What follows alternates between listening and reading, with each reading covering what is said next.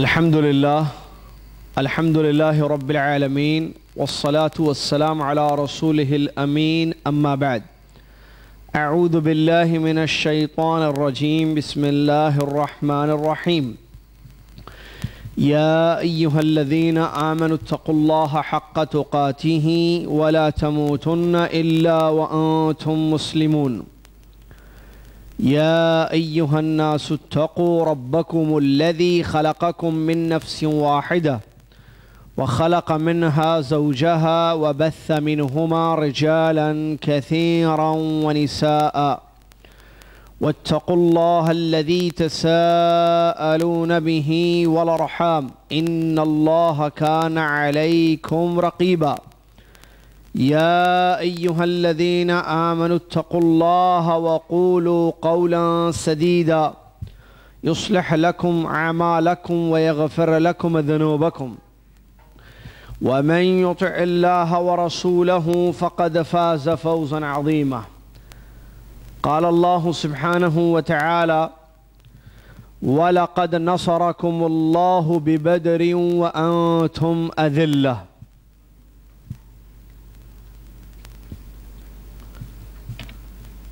وقال النبي صلى الله عليه وسلم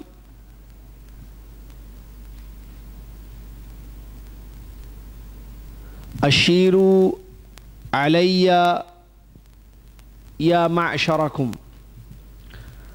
وقال سبحانه وتعالى إذ تقول للمؤمنين ألن يكفيكم أن يمدكم ربكم ب3,000 من الملائكة منزلين بلى إن تصبروا وتتقوا ويأتوكم من فورهم هذا يمددكم ربكم ب5,000 من الملائكة مسومين وما جعله الله إلا بشرى لكم ولتطمئن قلوبكم به وما النصر إلا من عند الله العزيز الحكيم ليقطع طرفا من الذين كفروا أو يكبتهم فينقلبوا خائبين وقال سبحانه وتعالى ما كان للنبي أن يكون له أسرى حتى يثخن في الأرض تريدون عرض الدنيا والله يريد الآخرة والله عزيز حكيم لولا كتاب من الله سبق لمسكم فيما أخذتم عذاب عظيم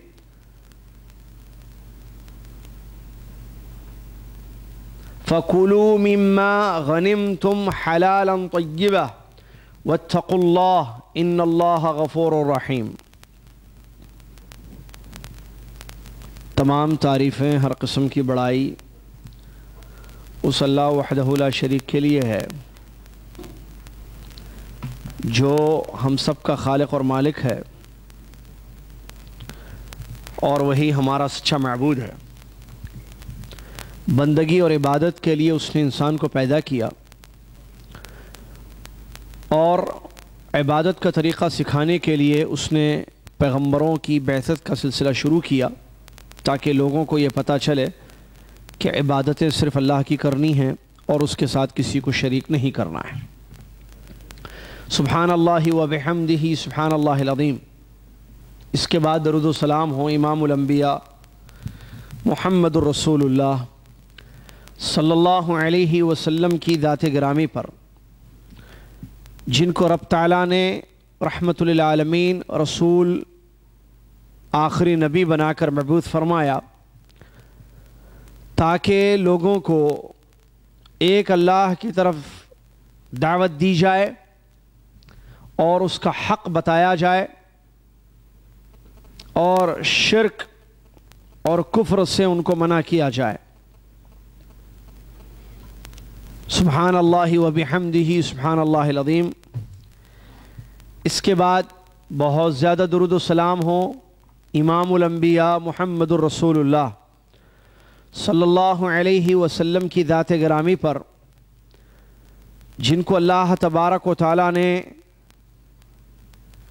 ایک آخری نبی اور رسول بنا کر اور اسوہ حسنہ بنا کر مبعوث فرمایا۔ اللہم صلی علی محمد وعلی آل محمد کما صلیت علی ابراہیم وعلی آل ابراہیم انک حمید مجید۔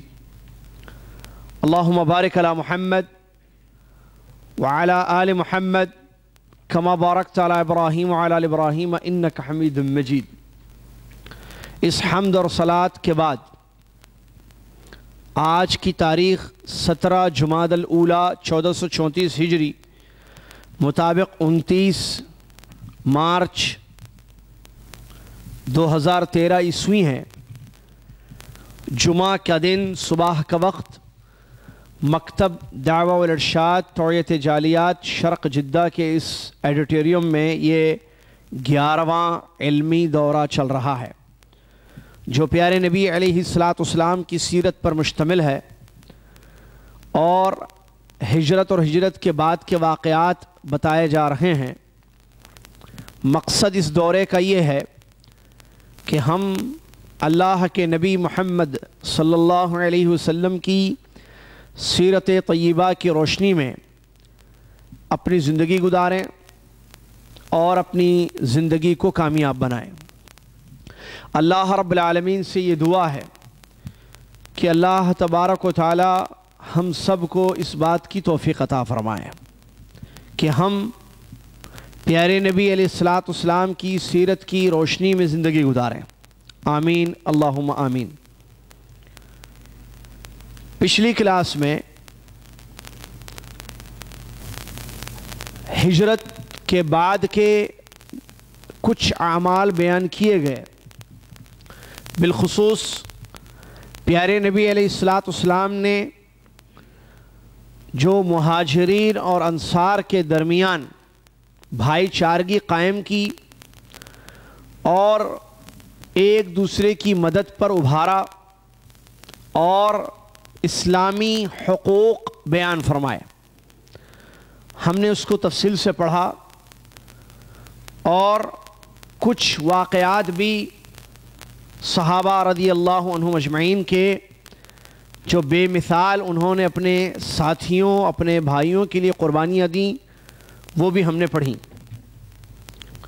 سلسلہ آگے بڑھاتے ہیں۔ معزز طلبہ اور طالبات، مدینہ میں نبی علیہ السلام نے یہ اہم کام انجام دیے اور ایک اطمینان کی زندگی آپ گزار رہے تھے اور مسلمان بھی خوش تھے کہ انہیں اللہ تبارک و تعالیٰ کی عبادت سے روکا نہیں جا رہا ہے، ان پر ظلم نہیں ہو رہا ہے اور آزادی کے ساتھ وہ دین پر عمل اور دین کی دعوت پیش کر رہے ہیں۔ مکہ کے قریش کو اس بات کا علم ہوا کہ مدینہ میں مسلمان اللہ کی عبادت کر رہے ہیں اور اپنے دین پر قائم ہیں اور مستقل ہیں،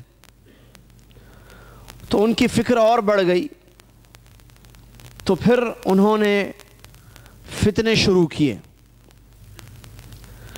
اور پوری کوشش کی کہ مدینہ سے بھی ان کو نکال دیا جائے یا مدینہ میں بھی ان کو ٹھہرنے کا موقع نہ ملے بلکہ ان کے خلاف کارروائیاں کی جائیں۔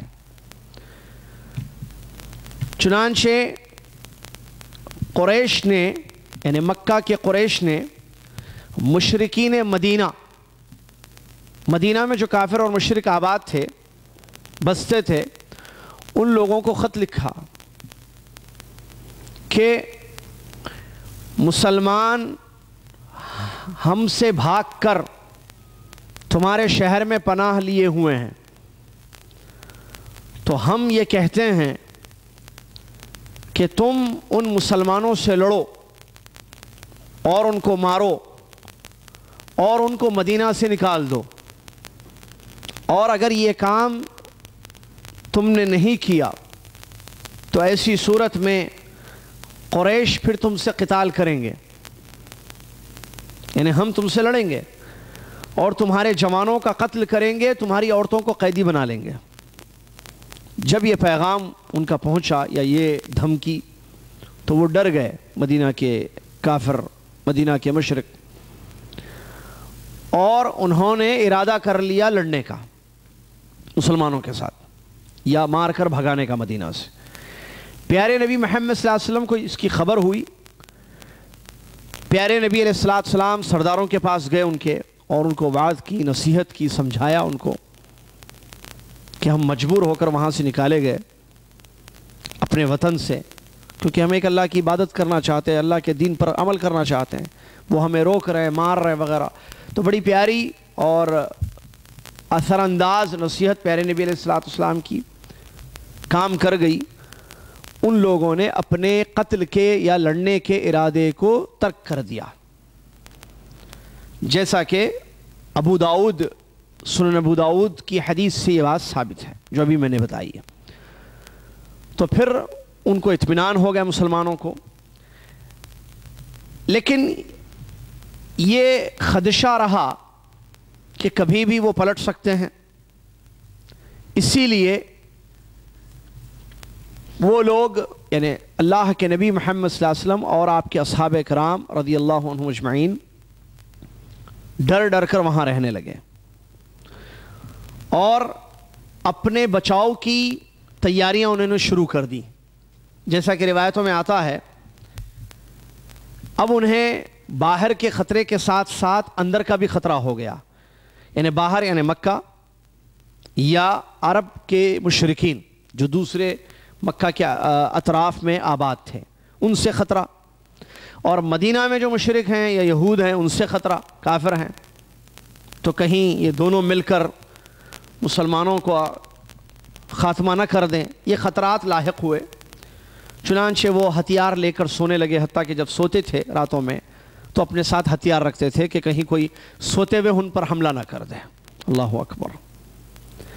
اور پیارے نبی علیہ السلام کا جہاں تک معاملہ تھا تو صحابہ ان کی نگہبانی میں، ان کی حراست میں رہتے تھے، تاکہ پیارے نبی علیہ السلام کو کوئی دشمن پکڑ نہ لے یا کوئی خطرہ آپ کو نہ ہو، کوئی نقصان نہ ہو آپ کا۔ پھر اللہ تبارک و تعالیٰ نے سورہ مائدہ کی اس آیت کو نازل فرمایا، جس آیت میں اللہ تعالیٰ نے فرمایا وَاللَّهُ يَعْصِمُكَ مِنَ النَّاسِ، اللہ تبارک و تعالیٰ آپ کو لوگوں سے بچائے گا۔ آپ کی عصمت کی، آپ کے بچاؤ کی یہ ذمہ داری اللہ تعالیٰ نے لی، اور یہ آیت اتاری کہ اللہ آپ کو بچائے گا۔ تو اللہ کے نبی علیہ السلام نے جو پہرا دے رہے تھے ان کو، یا ان کی حفاظت میں لگے ہوئے تھے، ان سے کہا کہ ہٹ جاؤ، اب میرے پہرا دینے کی ضرورت نہیں ہے، اللہ تبارک و تعالیٰ نے مجھے بچا لیا ہے۔ اور اللہ تبارک و تعالیٰ کا یہ وعدہ ہے واللہ یعصمک من الناس، کہ اللہ لوگوں سے آپ کو بچائے گا، لوگ کچھ نہیں کر پائیں گے آپ کا۔ یہ معاملہ ہوا۔ پھر اس کے بعد اللہ تبارک و تعالیٰ نے مسلمانوں کو جنگ کی یا لڑائی کی، جہاد کی اجازت دے دی۔ یہاں ایک بات قبل اس کے کہ ہم اس مسئلے کو، لڑائی یا قتال اور اس کے پیچھے کیا مقصد ہیں، اس کو بیان کریں۔ یہ قریش کی فتنہ انگیزیاں تھیں کہ وہ جب تک مسلمان مکہ میں رہے تب بھی ان پر ظلم کیا، اس چیز کو ذہن میں رکھا جائے، ستایا اور ان کو نکلنے پر مجبور کیا، یعنی ہجرت پر مجبور کیا۔ پھر وہ جب ہجرت کر کے مدینہ تشریف لے گئے تو یہ خاموش نہیں رہے، بلکہ اپنی فتنوں کو شروع کیا خط و کتابت کے ذریعے، جیسا کہ ابھی بتایا، وہاں کے لوگوں کو ابھارا ان کے خلاف۔ تو اس ماحول میں مسلمان زندگی گزار رہے تھے، اندر سے خطرہ، باہر سے خطرہ، قریش سے خطرہ، مکہ کے مشرکین سے خطرہ، مدینہ کے مشرکین سے خطرہ۔ ان خطرات میں وہ اللہ تبارک و تعالیٰ کی بندگی اور عبادت کر رہے تھے۔ اس پوائنٹ کو ذہن میں رکھیں۔ ان خطرات کے باوجود اللہ کے دین پر وہ جمے رہے، نہ انہوں نے نمازیں چھوڑی، نہ انہوں نے اللہ کی عبادت کو ترک کیا، نہ اللہ کے دین سے وہ باہر نکلے۔ ایسے پرفتن حالات میں بھی وہ اللہ کے دین پر قائم رہے۔ اس میں ہمارے لیے یہ سبق ہے کہ زندگی میں حالات کیسے بھی کیوں نہ آئیں، کتنا ہی خطرہ کیوں نہ ہو، کتنی ہی مشکلیں کیوں نہ آئیں، اللہ کے دین پر قائم رہنا ہے. یہ پوائنٹ ہے, یہ بہت اہم نکتہ ہے. جبکہ الحمدللہ اللہ کا کتنا بڑا فضل ہے ہم مسلمانوں پر کہ ہم پرامن زندگی گزار رہے ہیں. بات یہاں کی ہو رہی ہے, امن والا یہ ملک الحمدللہ سعودی عرب, پیسفل کنٹری, ایک امن کی زندگی مسلمان یہاں گزارتا ہے. اللہ کی عبادت کی طرف دعوت دی جاتی ہے, دکانیں بند کر دی جا رہی ہیں اس لیے کہ جاؤ نماز پڑھو. رمضان میں ماحول آپ کو دیا جا رہا ہے عبادت کا, عمرے کا موقع, عبادتوں کا موقع. پردے پر کوئی پابندی نہیں, بلکہ پردہ رکھنا, بلکہ اس پر ابھارا جاتا ہے اور اس پر تاکید کی جاتی ہے, بے پردگی سے روکا جاتا ہے, سارا کچھ ہے. اس کے باوجود انسان دین سے دور رہے. یعنی دیکھیے ماحول بھی ایک چیز ہوتی ہے نا, انسان اسلامی ماحول میں زندگی گزار رہا ہے, مسلمان ہے, مسلمانوں کا ملک ہے, سب مسلمان ہیں. باہر اذان ہو رہی ہے تو دکان بند ہو رہی ہے, کیوں؟ تاکہ نماز کو جاؤ. آپ کا پڑوسی مسلمان, مالک مکان مسلمان, پولیس مسلمان, جوازات مسلمان, سب مسلمان, سارے لوگ مسلمان ہیں. بادشاہ مسلمان, اسلامی ملک, مسلمانی اسلامی ماحول ہے.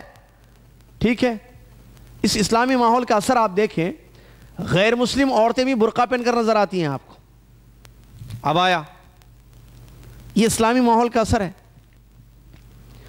تو ایسے ماحول, اللہ کا کتنا بڑا فضل ہے ہم پر, انسانوں پر, مسلمانوں پر, کہ اسلامی ماحول میں ان کو رکھا ہے اللہ تعالیٰ نے. مواقع ہیں, بلکہ دعوت دی جا رہی ہے عبادت کی, مسجدوں کی طرف بلایا جا رہا ہے, دروس قائم کیے جا رہے ہیں, دعوت اللہ کا ماحول ہے. اس کے باوجود انسان دین سے دور رہے, نہ دین کو سیکھے, نہ دین کو سمجھے, نہ دین پر عمل کرے. جبکہ اللہ کے نبی صلی اللہ علیہ وسلم کے جو ساتھ تھے ان کا کیا ماحول تھا؟ ہتھیار لے کر سوتے تھے, تاریخ میں آتا ہے.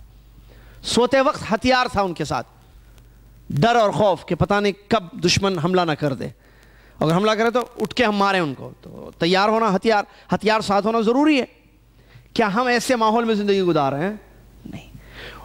وہ لوگ ایسے دور سے گزرے ہیں, اس کے باوجود اللہ کی محبت, اللہ کے دین پر قائم رہے.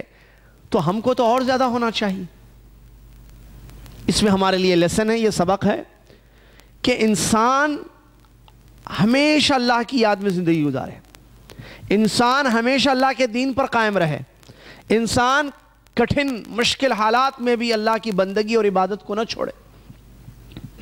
انسان کی زندگی میں حالات آتے ہیں, قرآن نے واضح طور پر اس بات کو بیان فرمایا, ان مع العسر یسرا, ان مع العسر یسرا. قرآن میں یہ آیت ہے جو پڑھتے ہیں, مشکل کے ساتھ آسانی ہے.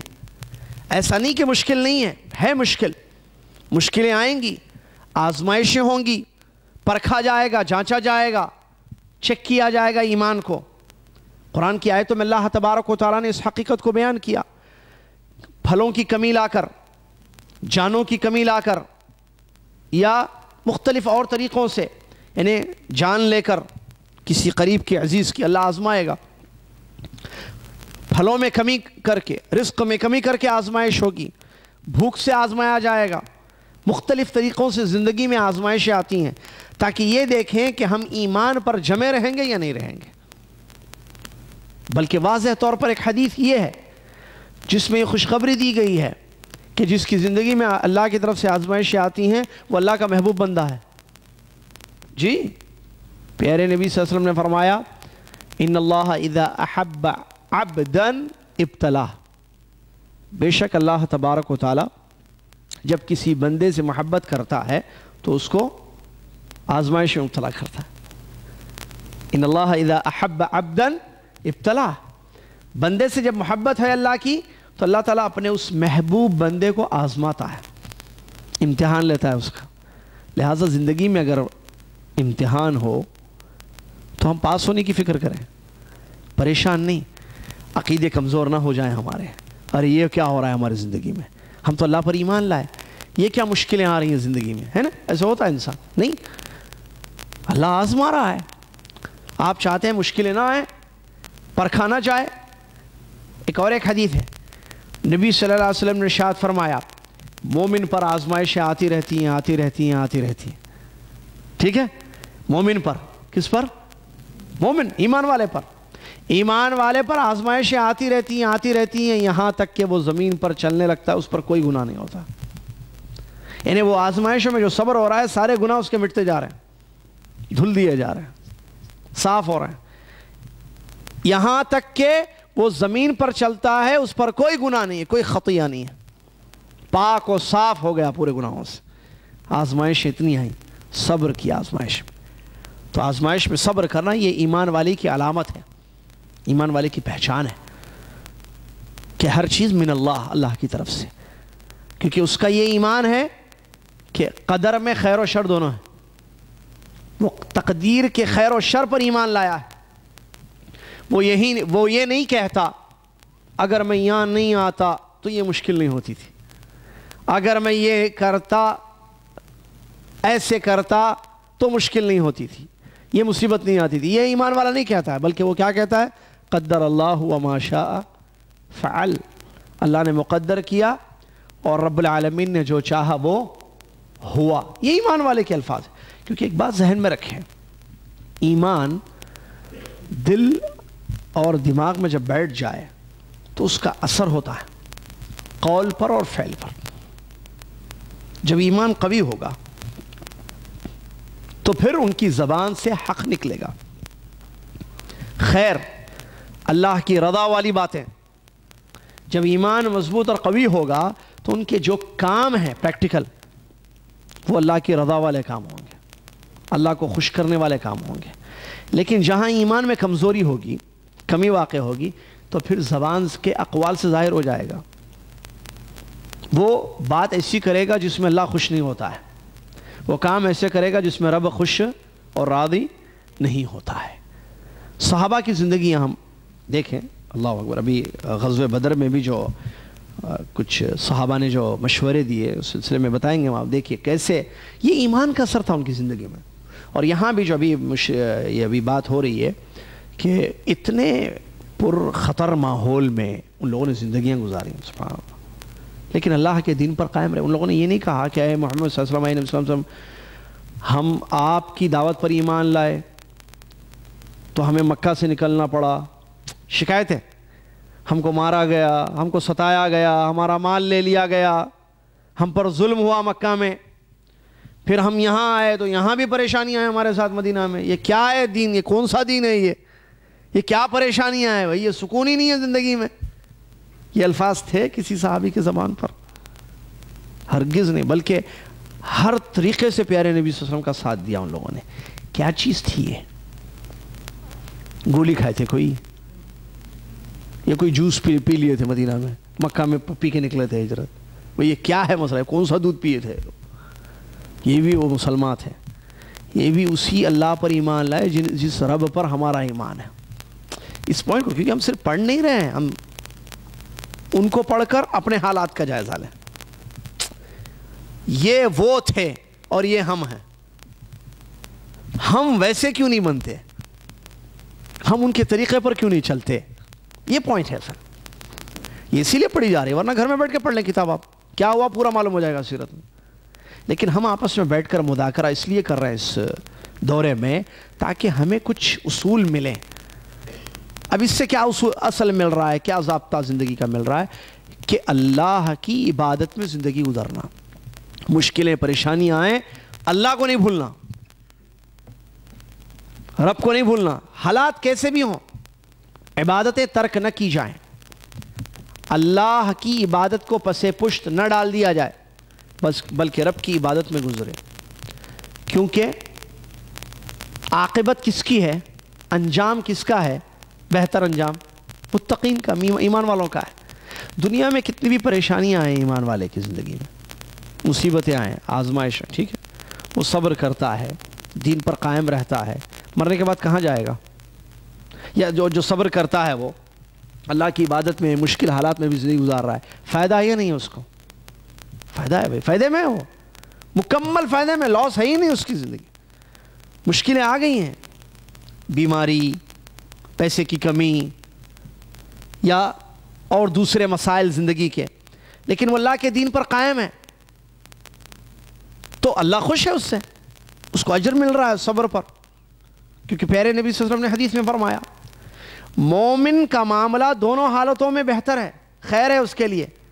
اگر مشکل آتی ہے تو صبر کرتا ہے فکانہ خیر اللہ، اس کے لیے خیر ہے، اور اگر نعمت ملتی ہے تو شکر کرتا ہے، اس کے لیے خیر ہے. دونوں اچھی کنڈیشن میں یا بری کنڈیشن ہے زندگی میں، اچھی حالت ہے یا بری حالت، دو ہی ہو سکتا ہے نا، تیسری حالت تو نہیں ہے نا زندگی کی. تو اگر اچھی حالت ہے، فائدہ ہوا، نعمت ملی اللہ کی طرف سے، کیا کرتا ہے وہ؟ اپنے دل سے اس بات کا اعتراف کرتا ہے کہ یہ فائدہ رب کی طرف سے، اور اپنی زبان سے اس کا شکر بجا لاتا ہے، اپنے فعل سے یا اپنے ارکان جسم سے اللہ کی عبادت کرتا ہے، اللہ کی اطاعت کرتا ہے، شکرانے کے طور پر. ٹھیک ہے، تو شکر کرنے کا فائدہ ہوا، اللہ کی تعریف زبان سے کرتا ہے، وہ اللہ کا شکر زبان سے ادا کرتا ہے، دل سے اعتراف کرتا ہے کہ نعمت اللہ کی طرف سے ہے، فائدہ ہوگا اس کو، فائدہ. پھر وہ ہاتھ پیر سے عمل کرتا ہے، عبادتیں کرتا ہے، کیونکہ شکر میں 3 چیزیں ہوتی ہیں.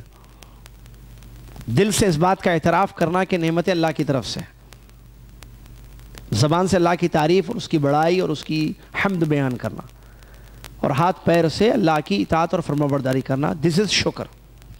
بعض لوگ کہتے ہیں الحمدللہ بول دیا ختم، شکر ادا ہو گیا. نہیں بھائی، ٹھیک ہے اللہ کی تعریف کی آپ نے، الحمدللہ بولا، لیکن شکر یہ ہے کہ اعتراف کرنا دل سے کہ یہ جو ملا ہے سب کس نے دیا ہے؟ رب نے دیا ہے. جو ملا ہے کس نے دیا ہے؟ رب نے دیا. لبیک اللہم لبیک، حج پر جا رہا ہے، دیکھیے خوشی، نعمت بڑی. پیسے والے ہی جاتے ہیں نا حج پر، یا غریب بھی جاتا ہے؟ پیسے والے جاتے ہیں نا حج پر، غریبوں پر حج کہاں فرض ہے بھائی؟ استطاعت ہو تو، استطاعت یعنی مال نفقہ، تو پیسہ ہے اس کے پاس، حج پر نکلا ہے، وہ پلین میں بیٹھ کے جا رہا ہے. ٹھیک ہے، کیا بولتا جاتا ہے؟ لبیک اللہم لبیک لبیک لا شریک لک لبیک ان الحمد والنعمت لک، والنعمت لک، نعمت تیری اللہ، یہ ساری نعمتیں تیری ہیں، تو نے دیا ہے، میں نے کیا کیا؟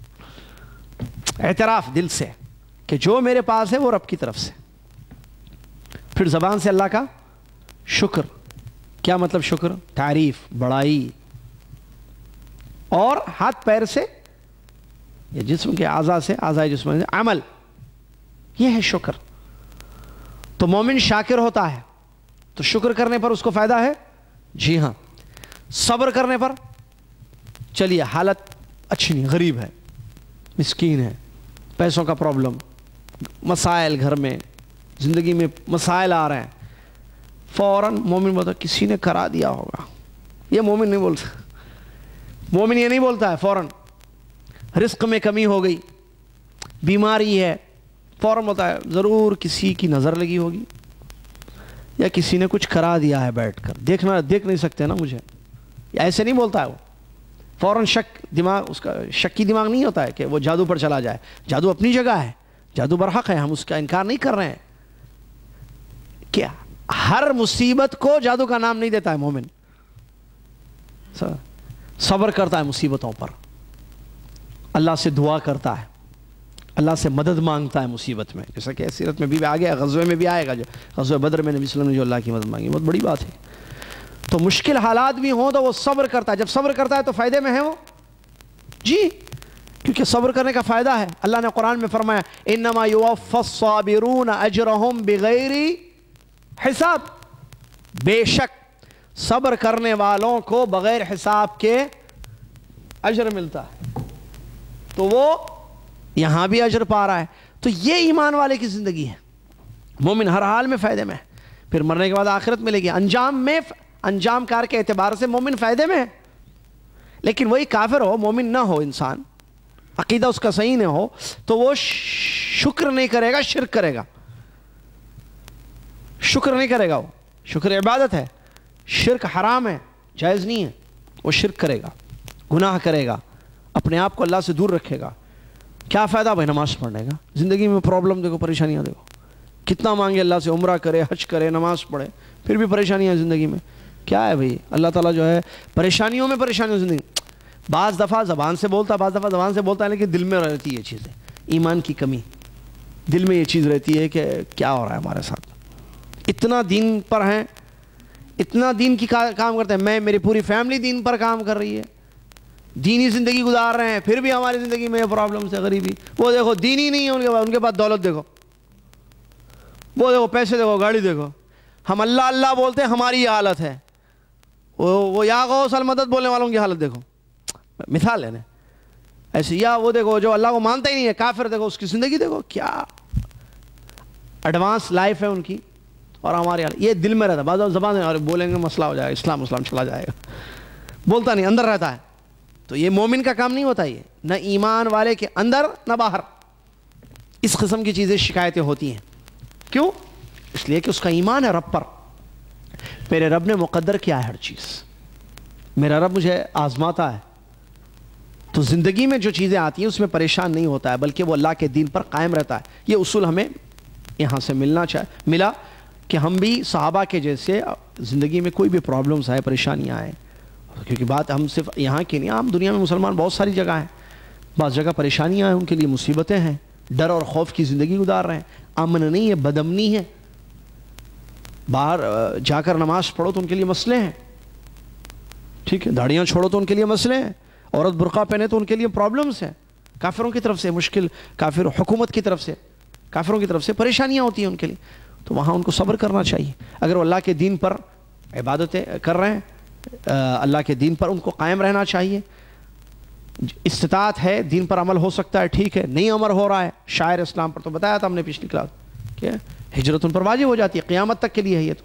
اگر بالکل روک دیا جا رہا ہے ان کو نماز سے، پردے سے، جو شاعر اسلام کے اس سے روکا جا رہا ہے ان کو سختی کے ساتھ، تو ایسی صورت میں پھر وہ اس جگہ کو چھوڑیں گے، ایسی جگہ جائیں گے جہاں وہ اللہ کے دین پر عمل کر سکیں۔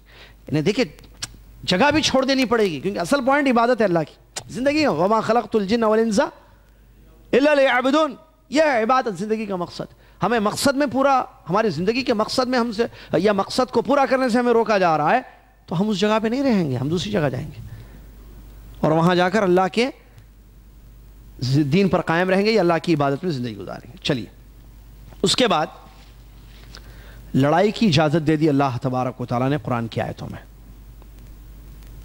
لڑائی کی اجازت، کیونکہ ظلم حد سے زیادہ ہو گیا اور ان کو روکا گیا، اور مختلف وجوہات رہی ہیں، جیسے یہودیوں نے جو عہد کیا تھا پیارے نبی صلی اللہ علیہ وسلم کے ساتھ کہ مدینہ پر کوئی حملہ کرے گا تو ہم اس کا ڈیفنس کریں گے مل کر اور ایک دوسرے کا ساتھ دیں گے، عہد و پیمان بہت سارے تھے، تفصیلات ہیں اس کی، سب توڑ دیا ان لوگوں نے، دشمنوں سے مل لے، سازش کی مسلمانوں کے خلاف، باہر کے دشمن مشرکین مکہ سے مل کر،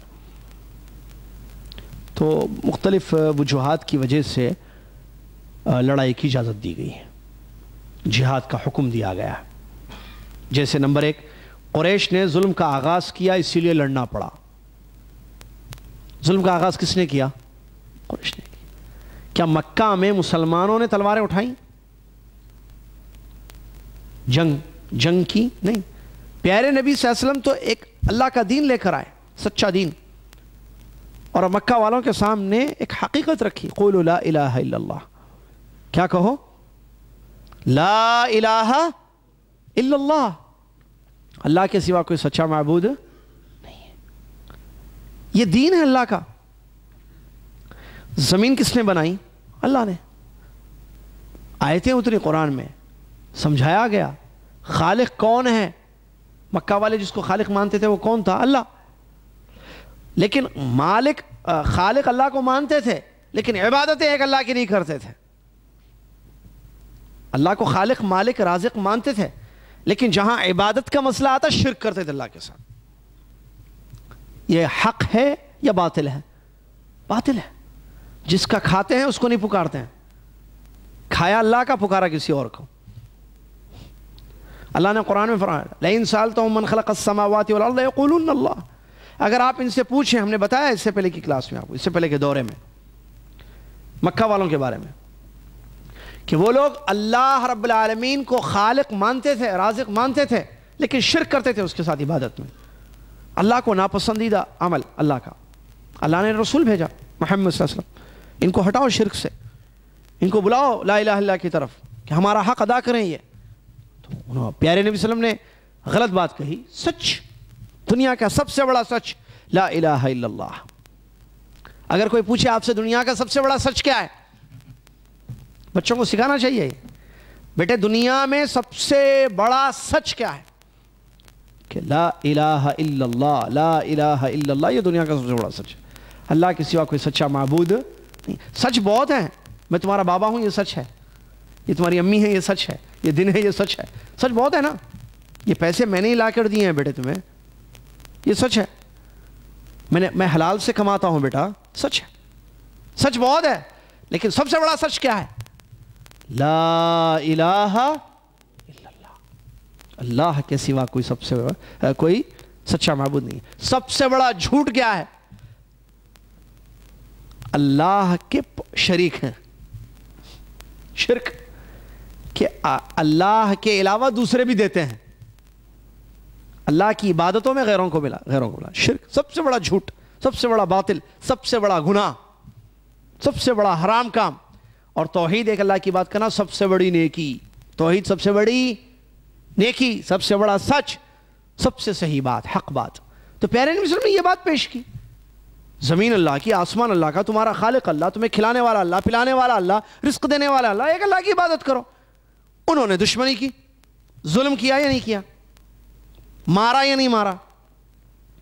مارا، ستایا، چھین لیا، سازشیں کی. واقعات پڑھ چکے ہیں پچھلے دور میں ہم. بھئی آپ کو آپ سے آپ کی چیز چھین لی جا رہی ہے، آپ کو مارا جا رہا ہے. کیوں مار رہے ہو؟ کیا پیارے نبی صلی اللہ علیہ وسلم نے ان کو برا بھلا کہا؟ حاشا وکلا، نعوذ باللہ من ذالک. ہمارے نبی صلی اللہ علیہ وسلم انک لعلی خلق عظیم، اللہ قرآن میں گواہی دیتا ہے کہ اخلاق کے بلند مرتبے پر قائم تھے. پیارے نبی صلی اللہ علیہ وسلم ایک بہترین زندگی. قریش جانتے تھے آپ کے نسل حسب سب کو، کس کے بیٹے، کس خاندان کے بیٹے، ان کا بچپن کیسے، ان کی جوانی کیسی گزری. ہم نے پڑھا، آپ کو یاد ہے پچھلے دورے میں، کہ کچھ قیرات کے عوض کچھ ان کی بکریاں چراتے تھے پیارے نبی صلی اللہ علیہ وسلم.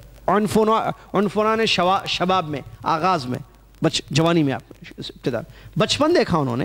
جانتے ہیں وہ عبد المطلب، ابو طالب، سب خاندان والے ان کے پیارے. عبداللہ آمنہ کے بیٹے، عبد المطلب ان کے دادا ہیں. خاندان، قبیلہ، قریش سب جانتے ہیں پیارے نبی صلی اللہ علیہ وسلم کے اخلاق. بھائی ایک ساتھ آپ کے کوئی بچہ رہتا ہے ایک محلے میں، نہیں جانتے ہیں لوگ اس کو؟ جانتے ہیں، سب کچھ جانتے تھے. دیکھیے اسی لیے یہ حکمت ہی اللہ تبارک و تعالیٰ کی. اللہ نے باہر سے رسول نہیں بھیجا، یا فرشتہ رسول نہیں بھیجا. اللہ نے فرشتہ رسول نہیں بھیجا، انسان رسول بھیجا اللہ نے. ہمارا مسلمان عجیب ہے آج کا، علم کی کمی بولتا ہے. انسان نہیں تھے ہمارے نبی صلی اللہ علیہ وسلم، بشر نہیں تھے. کیا عقیدہ ہے بعض مسلمانوں کا آج؟ ہمارے نبی محمد صلی اللہ علیہ وسلم بشر نہیں تھے. ارے بشر تھے، اور بشر کی طرف بشر رسول بھیجنا تھا. حکمت ہے اللہ تبارک. مشرکین مکہ نے انکار کیا آپ کے رسول ہونے کا، بشر ہونے کا اقرار کیا. آج ہمارا مسلمان بھائی رسول مانتا ہے، بشر نہیں مانتا ہے. عجیب مسئلہ ہے. مکہ کا کافر کہتے تھے یہ بشر تو ہیں، بشر ہی ہیں بولتے تھا. رسول کیسے ہیں بھائی؟ یاکل الطعام ویمشی فی الاسواق، کھانا کھاتے ہیں، بازار جاتے ہیں. یہ رسول کیسے ہیں بھائی؟ یہ تو ہمارے جیسے ہیں، انسان ہے، خالی صرف انسان ہے. یہ کیوں انسان ہے؟ ان کو معلوم تھا انسان ہے. انسان کے سارے کام کرتے ہیں. یہ انسان کو کھانے کی ضرورت ہے، جی یہ کھاتے ہیں. انسان کو بازار جانا اور پیسہ کمانے کی ضرورت ہے، یہ بھی وہ ہے. انسان کے ماں باپ ہوتے ہیں، ان کے ماں باپ ہیں. انسان کا خاندان قبیلہ ہوتا ہے، یہ بھی سب جانتے تھے. انسان بات کرتا ہے، سوتا ہے، اٹھتا ہے، جاگتا ہے، یہ سب ہے. رسول کیسے ہیں؟ یہ کہاں سے بن گئے رسول؟ انکار کیا. سمجھ رہے نا بات؟ نہیں مانا. کہا کہ نہیں، انسان رسول کیسے ہو سکتا ہے؟ ان کا دیکھیے مسئلہ، انسان رسول کیسے ہو سکتا ہے؟ رسول تو کوئی الگ مخلوق ہونی چاہیے، جیسے فرشتہ. اللہ فرشتہ بھیجے اور کہے کہ فرشتہ آئے اور انسانوں سے کہے دیکھو میں اللہ کا رسول ہوں، ایک اللہ کی عبادت کرو، ٹھیک ہے. نہیں تو اگر باقی بشر کو تو اللہ بولے ہمیں کہ دیکھو میں نے جو ہے ان کو بھیجا ہے، یا اس قسم کی بات ہے. انہوں نے کہی، انکار کیا بہرحال. تو اللہ تبارک و تعالیٰ نے اس کا جواب کیا دیا؟ زمین میں بسنے والے، زمین میں رہنے والے انسان ہیں. انسان رسول ہم نے بھیجا. اگر زمین میں بسنے والے رہنے والے فرشتے ہوتے تو ہم فرشتہ رسول بھیج دیتے تھے. کیا جواب ہے نہیں اللہ کا، زبردست رد. سبحان اللہ. تو انسان کو سمجھانے کے لیے فرشتہ چاہیے، انسان چاہیے. بھئی سمجھانا تھا نا، شرک میں پڑے ہوئے تھے، توحید سمجھانا تھا. تو سمجھانے کے لیے انسان کو انسان چاہیے، فرشتہ چاہیے. شیر کو سمجھانا ہو تو بندر کو بھیجیں گے، جاؤ سمجھاؤ شیر کو. بلکہ قرآن میں یہاں تک کہا علی لسان قومی، قوم کی زبان والا نبی بھیجا ہم نے. زبان لینگویج بھی ہوئی. پیارے نبی صلی اللہ علیہ وسلم کی پیدائش کہاں ہوئی؟ مکہ مکرمہ. اچھا انسان باہر سے بھی آ کر رسول بن سکتا تھا. دیکھیے حکمتیں دیکھیے، سبحان اللہ. ہمارے نبی صلی اللہ علیہ وسلم مکہ کے تھے نا. آپ کا وطن کیا ہے؟ مکہ اور مدینہ. مدینہ آپ کا شہر ہے، آپ نے بسایا ہے، صحیح ہے. آپ کی پیدائش، جائے پیدائش مکہ مکرمہ. پڑھ چکے ہیں نا یہ سب چیزیں. چلیے تو حبشہ بھی ایک ملک تھا، دوسرے بھی ملک تھے نا، عرب کے علاوہ بھی تھے نا لوگ. تو باہر سے کوئی عجمی کو بھی رسول بنا کر بھیجا سکتا. اللہ کے حکم علی لسان قومی، قرآن اتارا اسی زبان میں، عربی زبان میں بھیجا تاکہ سمجھائیں. بہرحال اللہ تعالیٰ کی حکمت ہے. تو کہنے کا جو لڑائی کی بات ہو رہی ہے، ان لوگوں نے شروع کی. کس نے؟ قریش نے، مشرکین مکہ نے، کافروں نے. یہ پوائنٹ، اسلام دہشت گردی کی تعلیم نہیں دیتا ہے. اسلام تلوار اٹھانے کی بات نہیں کرتا ہے. جب ضرورت ہو تو اٹھانا پڑتا ہے. ضرورت نہیں ہے نہیں اٹھائیں گے تلوار. اسلام میں جتنے غزوات ہم پڑھیں گے آگے، غزوات پورے انشاءاللہ، لڑائی کی ضرورت پیش آئی اس لیے لڑنا پڑا. نمبر ایک، قریش نے ظلم کا آغاز کیا اس لیے لڑنا پڑا. نمبر دو، یہود نے اپنے وعدے اور عہد اور میثاق کو توڑا، لڑنا پڑا. مشرکین عرب نے قریش کا ساتھ دیا، مسلمانوں کے خلاف لڑنا پڑا. اور جو اہل کتاب تھے مسلمانوں سے، ان لوگوں نے بھی دشمنی کی، اس لیے لڑنا پڑا. ستایا گیا مسلمانوں کو، ظلم کیا گیا، ظلم کا آغاز کیا گیا، ان کو ختم کرنے کی کوشش کی گئی. ایک اللہ کی عبادت سے روکا جا رہا تھا، ان کی دعوت کو مٹانے کی کوشش کی گئی. یہ کیا ہے بھائی؟ خاموش رہیں، بزدلی ہے. انسان سوچیں. آپ کو کوئی آ کر مارے، آپ بولے، آپ کو مارے تو آپ کہیں اور مارو. صحیح ہے یہ؟ آپ کو کوئی ایک گال ادھر مارے تو آپ بولے بھائی یہاں کیوں، یہاں بھی مارو، یہاں بھی مارو، یہاں بھی مارو، پیٹ پہ بھی مارو. صحیح ہے؟ ایسے آپ سوچیں. آپ کو کوئی آ کر مارے تو آپ بولیں گے ٹھیک ہے جو مارنا ہے مار لو، جتنا مارنا ہے مار کے چلے جاؤ بس. نہیں، ماریں گے تو پکڑیں گے ہاتھ. آورے بھائی کیوں مار رہے ہو؟ کیا کیا ہے میں نے؟ سچ بولنے پر مارا جا رہا ہے. حق کی دعوت سے، حق کی دعوت دی جا رہی ہے. اے اللہ سچا معبود ہے، مارتے ہو؟ کیا ہے بھائی؟ میں لا الہ الا اللہ کہتا ہوں، آپ مارتے ہیں. تو طاقت میری ہونی چاہیے، میں بھی روکوں آپ کے ہاتھ کو. نہیں، ہاتھ موڑ دوں. کیوں مار رہے ہو؟ اللہ سچا معبود ہے، یہ سچ ہے. تم مارتے ہو لا الہ الا اللہ، مارتے ہو تو میں بھی ماروں گا آپ کو. تم نہیں مانتے، تم کہتے ہیں صحیح ہے، میں ایکسپٹ کرتا ہوں اللہ سچا معبود ہے، گلے میں. یہ ہے اسلام بھائی. سمجھ رہے نا پوائنٹ؟ میں ایسی مثالوں میں بتا رہا ہوں سامنے. مسلمان بھائی ایک اللہ کی عبادت ہے. تو ان لوگوں نے ظلم کیا اور آپ نے دیکھا واقعات پڑھے مکہ میں. ہم نے کچھ پڑھے سیرت میں، ورنہ تفصیل آپ دیکھیں کیسے کیسے ایک ایک صحابی کے ساتھ ظلم ہوا. پیارے نبی صلی اللہ علیہ وسلم کو قتل کرنے کی کیسی سازشیں کی گئی، کیسے کیسے پلاننگ کیا ان لوگوں نے، کتنا ظلم کیا مکہ میں. اللہ تبارک و تعالیٰ کے حکم سے ہجرت ہوئی نا، وہاں گئے تو وہاں بھی وہاں کے لوگوں سے مل کر سازشیں کی، دشمنیاں کی، مٹانے کی کوشش کی. ان لوگوں کو ابھارا، جیسے کہ خط ہم نے پڑھا بھی تھوڑی دیر پہلے کہ اگر نہیں نکالو گے مسلمانوں کو لڑ کر مار کر تو ہم تمہیں ماریں گے. یہ کیا ہے؟ کتنی فتنہ انگیزیاں، کتنی سازشیں، کیسے حالات. یہ تو اسی لیے لڑنے کی اجازت اللہ تبارک و تعالیٰ نے ان کو دی. اذن للذین ظلموا، اذن للذین کیا ہوا ہے؟ ایک سیکنڈ. اذن للذین یقاتلون بانہم ظلموا، اللہ تبارک و تعالیٰ نے قتال کی اجازت دی اس لیے کہ ان پر ظلم کیا گیا، بانہم ظلموا، یہ ورڈ ہے آیت قرآن، ان پر ظلم کیا گیا اس لیے اللہ تبارک و تعالیٰ نے قتال کی اجازت دی اور ان کو نکالا گیا۔ پوری آیت پڑھوں میں ابھی۔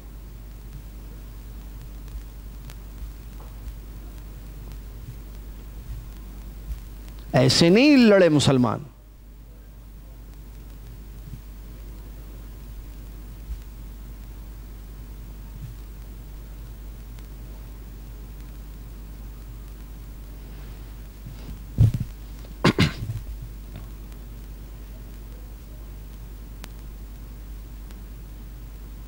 یہ دیکھیں آیت، اذن للذین یقاتلون بانہم ظلموا وان اللہ علی نصرہم لقدیر الذین اخرجوا من دیارہم، دیکھیے آیتیں تو ہیں، میں ترجمہ کرتا ہوں ابھی، الذین اخرجوا من دیارہم بغیر حق الا ان یقولوا ربنا اللہ ولولا دفع اللہ الناس بعضهم ببعض لہدمت صوامع وبيع وصلوات ومساجد يذكر فيها اسم الله كثيرا ولينصرن الله من ينصره إن الله لقوي عزيز الذين إن مكناهم في الأرض أقاموا الصلاة وآتوا الزكاة وأمروا بالمعروف ونهوا عن المنكر ولله عاقبة الأمور۔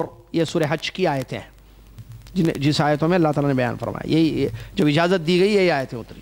پہلے تو صبر کرنے کے لیے اللہ نے فرمایا، آیتیں اتری صبر کی بھی، صبر کے سلسلے میں بھی آیتیں اتری، جیسے سورہ مزمل کی آیتیں وَاصْبِرْ عَلَى مَا يَقُولُونَ، ہے نا، وَاصْبِرْ عَلَى مَا يَقُولُونَ وَاهْجُرْهُمْ هَجْرًا جَمِيلًا، کہ آپ صبر کیجئے نبی صلی اللہ علیہ وسلم۔ یہ جو کہہ رہے ہیں نا آپ کو جادوگر کہتے ہیں، آپ کو تکلیف دہ باتیں کہتے ہیں، جو ابو جہل وغیرہ کہتا تھا مکہ میں، اذیت دیتے تھے اپنے اقوال سے، تو آپ کیا کیجئے؟ صبر۔ اللہ کا کیا حکم ملا؟ صبر کیجئے، وَاصْبِرْ عَلَى مَا يَقُولُونَ، یہ جو کہتے ہیں اس پر صبر کیجئے، وَهْجُرْهُمْ هَجْرًا جَمِيلًا، اور خوبصورتی سے چھوڑ دیجئے ان کو، اگنور، لائٹ لے لیجئے ان کو، چھوڑی، ارے بیکار باتیں کرتے ہیں، چھوڑی۔ تو صبر کی یہاں اجازت ہے، حکم ملا صبر کا، ٹھیک ہے۔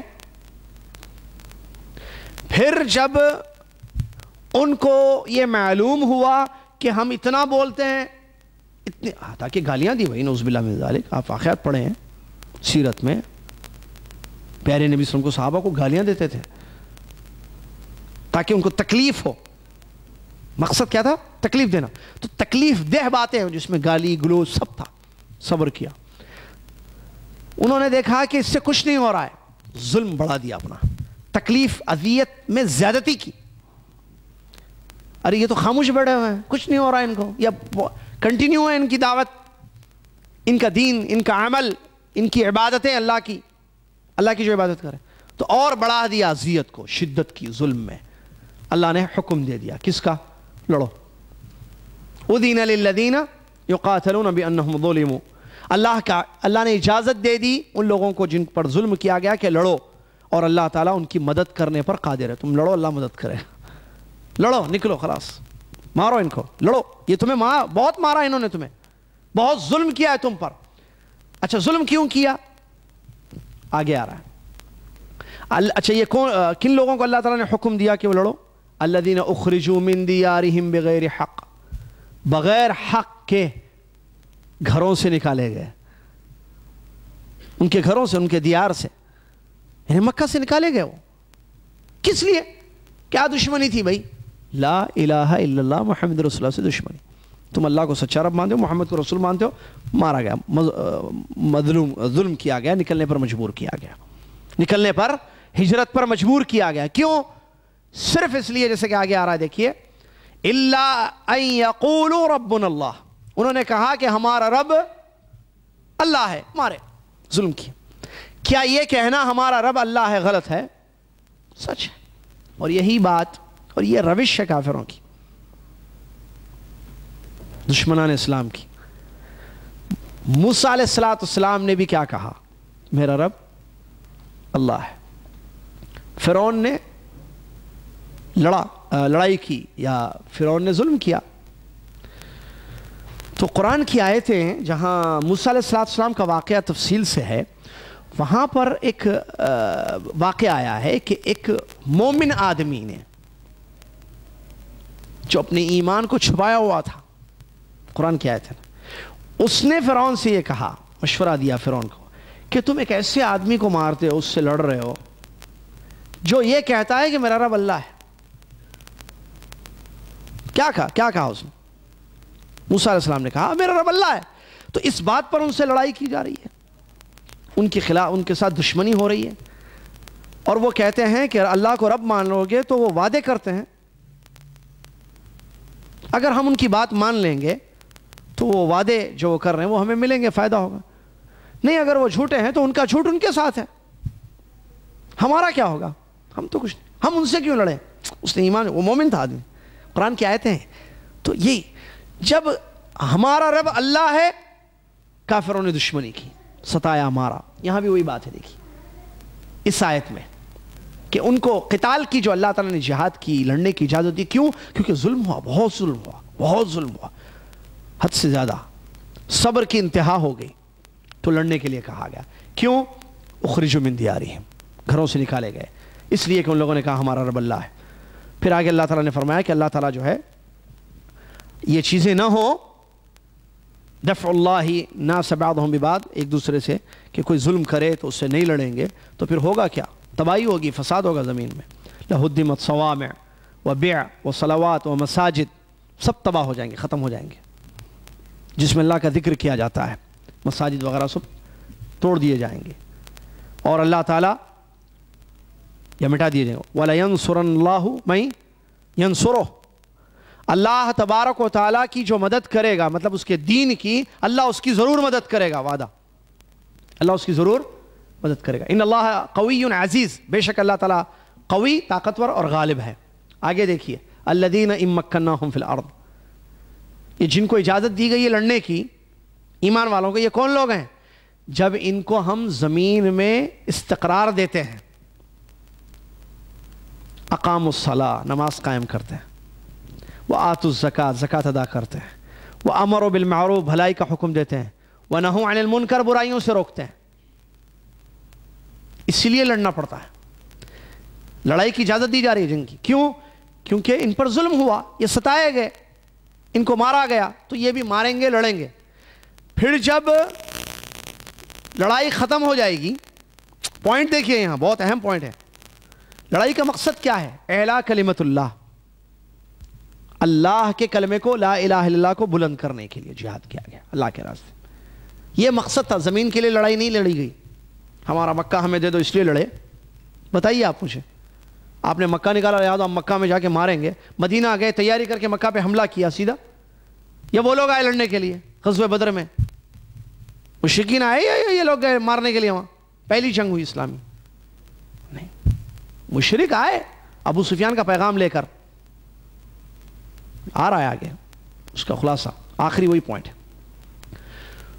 تو وطن کے لیے نہیں لڑے وہ، زمین کے لیے یا اپنے قبیلے کے ڈیفنس میں لڑے وہ نہیں۔ پھر لڑائی کس لیے ہوئی؟ لا الہ الا اللہ کے لیے، اعلیٰ کلمت اللہ کے لیے۔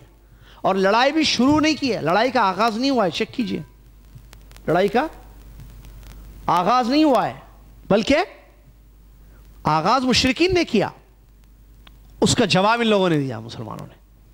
یہ پوائنٹ ہے، یہ سب بتانا بہت ضروری ہے تاکہ ہمیں معلوم ہو اسلامی جنگیں جو ہوئی ہیں کیوں ہوئی ہیں، کس بیس پر ہوئی ہیں۔ اور پھر یہاں اس آیت میں اللہ تعالیٰ نے 4 باتیں بیان فرمائی، لڑائیوں کے جو نتیجے ہوتے ہیں، ٹھیک ہے؟ لڑائی ظلم کی وجہ سے کی گئی، دفاع میں، ڈیفنس میں لڑا گیا، لڑنا کے بعد کیا ہوگا؟ جب زمین میں استقرار ہوگا، امن ہوگا، لڑائی ختم، وہ لوگ نماز قائم کرتے ہیں۔ نماز قائم کرنا کس کا حق ہے؟ نماز بتائیے، اللہ کا حق ہے، عبادت ہے نا نماز، اللہ کا حق وہ ادا کرتے ہیں زمین پر، یہ ہے فائدہ اس کا۔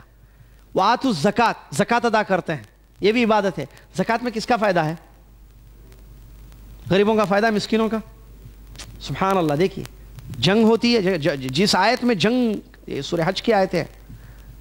جہاں اجازت دی اللہ تعالیٰ نے لڑائی کی، جنگ کی، جہاد کی، وہاں یہ کہہ رہا اللہ تعالیٰ لڑائی کی اجازت اس لیے دی کہ ان پر ظلم کیا گیا، ان کو نکالا گیا، اور اس لیے لڑائی کی کہ ان سے لڑا گیا، ان پر ظلم کیا گیا، اس لیے کہ ان لوگوں نے کہا ربنا اللہ، ہمارا رب اللہ ہے. تو لڑو، مارو. جب لڑائی ختم، دشمن ہٹ جائے، استقرار ہو جائے زمین میں، تم رہو، تو کیا کرو؟ نماز قائم کرو، اللہ کا حق ادا کرو، زکوٰۃ دو تاکہ مسکین غریبوں کا حق ادا ہو جائے. خالق کا حق الذین اقاموا الصلاۃ، الذین ان مکناہم فی الارض اقاموا الصلاۃ، خالق کا حق ادا ہو رہا ہے، توحید. وآتوا الزکوٰۃ، مخلوق کا بھی حق ہے، غریب مسکین مسلمان ہیں، زکوٰۃ دو. وامروا بالمعروف، سوسائٹی کو پاک کرو، معاشرہ، سوسائٹی، سٹی، کنٹری. امروا بالمعروف ونہوا عن المنکر، بھلائی کا حکم دے ایک دوسرے کو تاکہ سب بھلائیوں پر رہے، نیکیاں ہوں. ونہوا عن المنکر، برائیوں سے روکو سب کو، نہیں یہ شراب نہیں پینا، یہ سگریٹ نہیں پینا، یہ حرام ہے، یہ کام نہیں کرنا، یہ جھوٹ یہ نہیں کرنا، غش نہیں، دھوکہ نہیں دینا، روکو برائیوں سے. اللہ اکبر. تو جب اللہ کی عبادت ہوگی، 4 پوائنٹ سے دیکھیں اس میں، نماز قائم کریں، زکوٰۃ ادا کریں، بھلائی کا حکم دے، برائیوں سے روکیں. یہ 4 کام ہوں گے تو کیا ہوگا؟ زمین پر کیا ہوگا؟ خرابہ ہوگا، فساد ہوگا، بگاڑ ہوگا. تو یہ اچھے کام کے لیے تو لڑائی ہو رہی ہے، اس لیے لڑائی لڑی جا رہی ہے تاکہ یہ اچھے اچھے کام ہوں. یہ کام نہیں کرنے دے رہے تھے، اس لیے لڑائی. جب اللہ کی عبادت ہوگی، رب کا حق ادا ہو رہا ہے، سب سے پہلا ضروری کام انسان کا. ٹھیک ہے، آپ لوگ سو تو نہیں رہے؟ پوچھ رہا ہوں میں، یا کچھ چاہیے ڈوس؟ ہاں بھائی، میں پورے اس میں بتا رہا ہوں قوم کا کیا حال ہے. اصل کیا ہے، کرسیاں آرام دہ، اے سی، جمعہ ہے نا، ٹیک بھی ہے. یہاں مسجد میں ٹیک نہیں تھا نا، یہاں ٹیک بھی ہے، آرام ہے. پھر وہ اللہ جزائے خیر دے دعویٰ سینٹر والوں کو، ناشتے کا بھی انتظام کر کے آئے تب بھی ناشتہ دیتے ہیں. زیادہ آرام ہو گیا. یہ آرام اس لیے ہے کہ آپ جنت کا آرام حاصل کریں. جنت میں آرام کیسے ملے گا، اس لیے یہ آرام دیا جا رہا ہے. ٹھیک ہے، وہاں آرام چاہیے نا، تو نہیں تکلیف نہیں، وہاں آرام چاہیے نا، تو اس کے لیے راستہ بھی ہے. طلب علم کیا ہے؟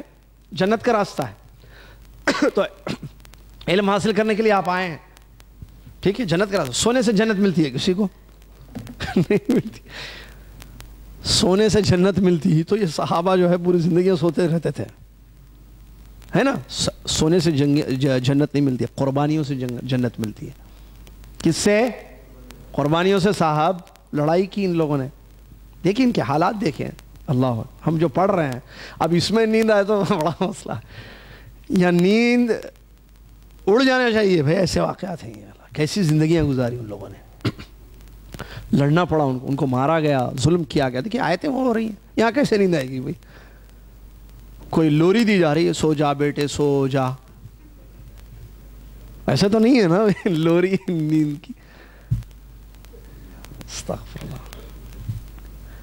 قوم کو بہت سلا دیا اصل، سو گئی. چھوڑو، جمعہ تو پڑھ لیتے نا، نماز روزانہ پڑھنے کی ضرورت. ایمان قوی کرو، اللہ سے ڈرو، امر بالمعروف نہی عن المنکر، اقاموا الصلاۃ، آتوا الزکوٰۃ، نماز، زکوٰۃ، امر بالمعروف. سو جاؤ.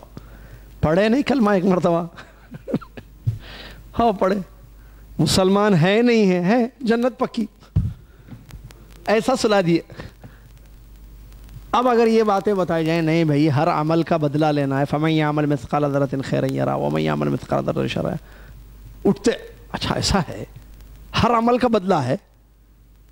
1 ریال بھی حرام سے کمائے تو اللہ کے پاس جواب دینا ہے، جی ہاں. تب اٹھتے قوم. ارے اللہ 70 ماہوں سے زیادہ رحم کرنے والا ہے، سو جاؤ. اللہ 70 ماہوں سے زیادہ رحم کرنے والا ہے، سو جاؤ. تم مسلمان ہو، سو جاؤ. اللہ نے 100 مرڈر کرنے والے کو بخش دیا، تم کو نہیں معاف کرے گا، سو جاؤ. اللہ جو ہے شرک کو پسند نہیں کرتا. شرک کرتے ہیں تم؟ نہیں کرتے، سو جاؤ. شرک ہے، فلم ہے، گانا ہے، سود ہے. کیا ہے آیت میں؟ ان اللہ لا یغفر ان یشرک بہ ویغفر ما دون ذلک لمن یشاء. شرک کو معاف نہیں کرتا اللہ. شرک نہیں کرتے تم، سو جاؤ. ارے مول صاحب بولے شرک معاف نہیں کرتا کہتے اللہ، سو جاؤ. مولانا بولے سو جا. اللہ رحم. غلط ہے نا یہ. ایمان صرف امید کا نام نہیں ہے. ایمان ڈر اور امید دونوں کا نام ہے. اللہ کی پکڑ سے ڈرنا، اللہ کے اجر کی امید کرنا. صحیح ہے یا نہیں ہے؟ پھر اٹھ گئے چلیں گے کہاں؟ درس میں، کلاس. تو اللہ تبارک و تعالیٰ یہاں بتا دے 4 چیزیں. ایک، اللہ کا حق ادا کرتے ہیں. نمبر 2، مخلوق کا حق ادا ہو رہا ہے. نمبر 3 اور 4 میں کیا ہے؟ امر بالمعروف نہی عن المنکر، بھلائی کا حکم برائی سے روکنا. جب ماحول ایسے ہوگا، دیکھیے لوگ ہیں ایک جگہ، ایک بستی میں، جہاں جو ہے اللہ کا حق ادا ہو رہا ہے، اللہ کی عبادت ہو رہی ہے. نمبر 1. نمبر 2، زکوٰۃ ادا کی جا رہی ہے، غریب مسکین جو ہے ان کی ضرورتیں پوری ہو رہی ہیں. امر بالمعروف کا کام ہو رہا ہے، بھلائی کا حکم دیا جا رہا ہے. چلو بھائی نماز پڑھو، اللہ سے ڈرو. برائیوں سے روکا جا رہا ہے. کیسا ہوگا وہ شہر؟ سوچیے آپ، کیسی ہوگی وہ بستی؟ پرامن یا نہیں؟ یہ ہے مقصد لڑائی کا. یعنی لوٹو مارو اپنی قوت کو استعمال کر کے نہیں. پیارا مقصد ہے، اچھا مقصد ہے. اللہ تبارک و تعالیٰ کہتا ہے وَلِلَّهِ عَاقِبَةُ الْأُمُورِ، اور انجام اللہ ہی کے پاس. یہ تو بہرحال یہاں تو یہ آیت ہے جس میں جو ہے حکم دیا گیا لڑنے کا. بہرحال اس آیت پر غور کریں تو بہت حکمتیں ہیں. علماء نے بڑی تفسیر میں جو ہے باتیں لکھی ہیں اس کا کچھ خلاصہ ہم نے آپ کے سامنے رکھا تھا. تو اس وجہ سے لڑائی کی ضرورت پڑی، ورنہ لڑنے کی ضرورت تھی. بلکہ شروع سے اگر ہم سیرت کا مطالعہ کریں، دیکھیں پیارے نبی صلی اللہ علیہ وسلم نے، صحابہ نے جو ہے احتیاط ہی کا راستہ اپنایا. کس کا؟ احتیاط ہی کا. نرمی کا معاملے سلجھ جائیں، ٹھیک ہو جائے سب ماحول. لیکن مجبور کیا گیا لڑنے پر. سازشیں ہوئیں، جیسے ہم نے کچھ پڑھنے کا، قریش نے ظلم کیا، یہود نے عہد توڑا. دیکھیں عہد کر رہے ہیں، توڑ رہے ہیں. مدینہ کے جو ہے کوئی بھی باہر والے کا ساتھ نہیں، باہر والے کا، دشمن کا ساتھ دے رہے ہیں. جو مدینہ پر چڑھائی کرنے کا ارادہ کر رہا ہے مشرک باہر کا، تو یہود جو ہے نبی صلی اللہ علیہ وسلم سے جو وعدہ کیے تھے توڑ دیے. ساتھ دینے کا نہیں، ساتھ نہیں دیا، الٹا ان کے خلاف کھڑے ہو گئے. کیا کریں گے اب؟ نہیں لڑیں گے.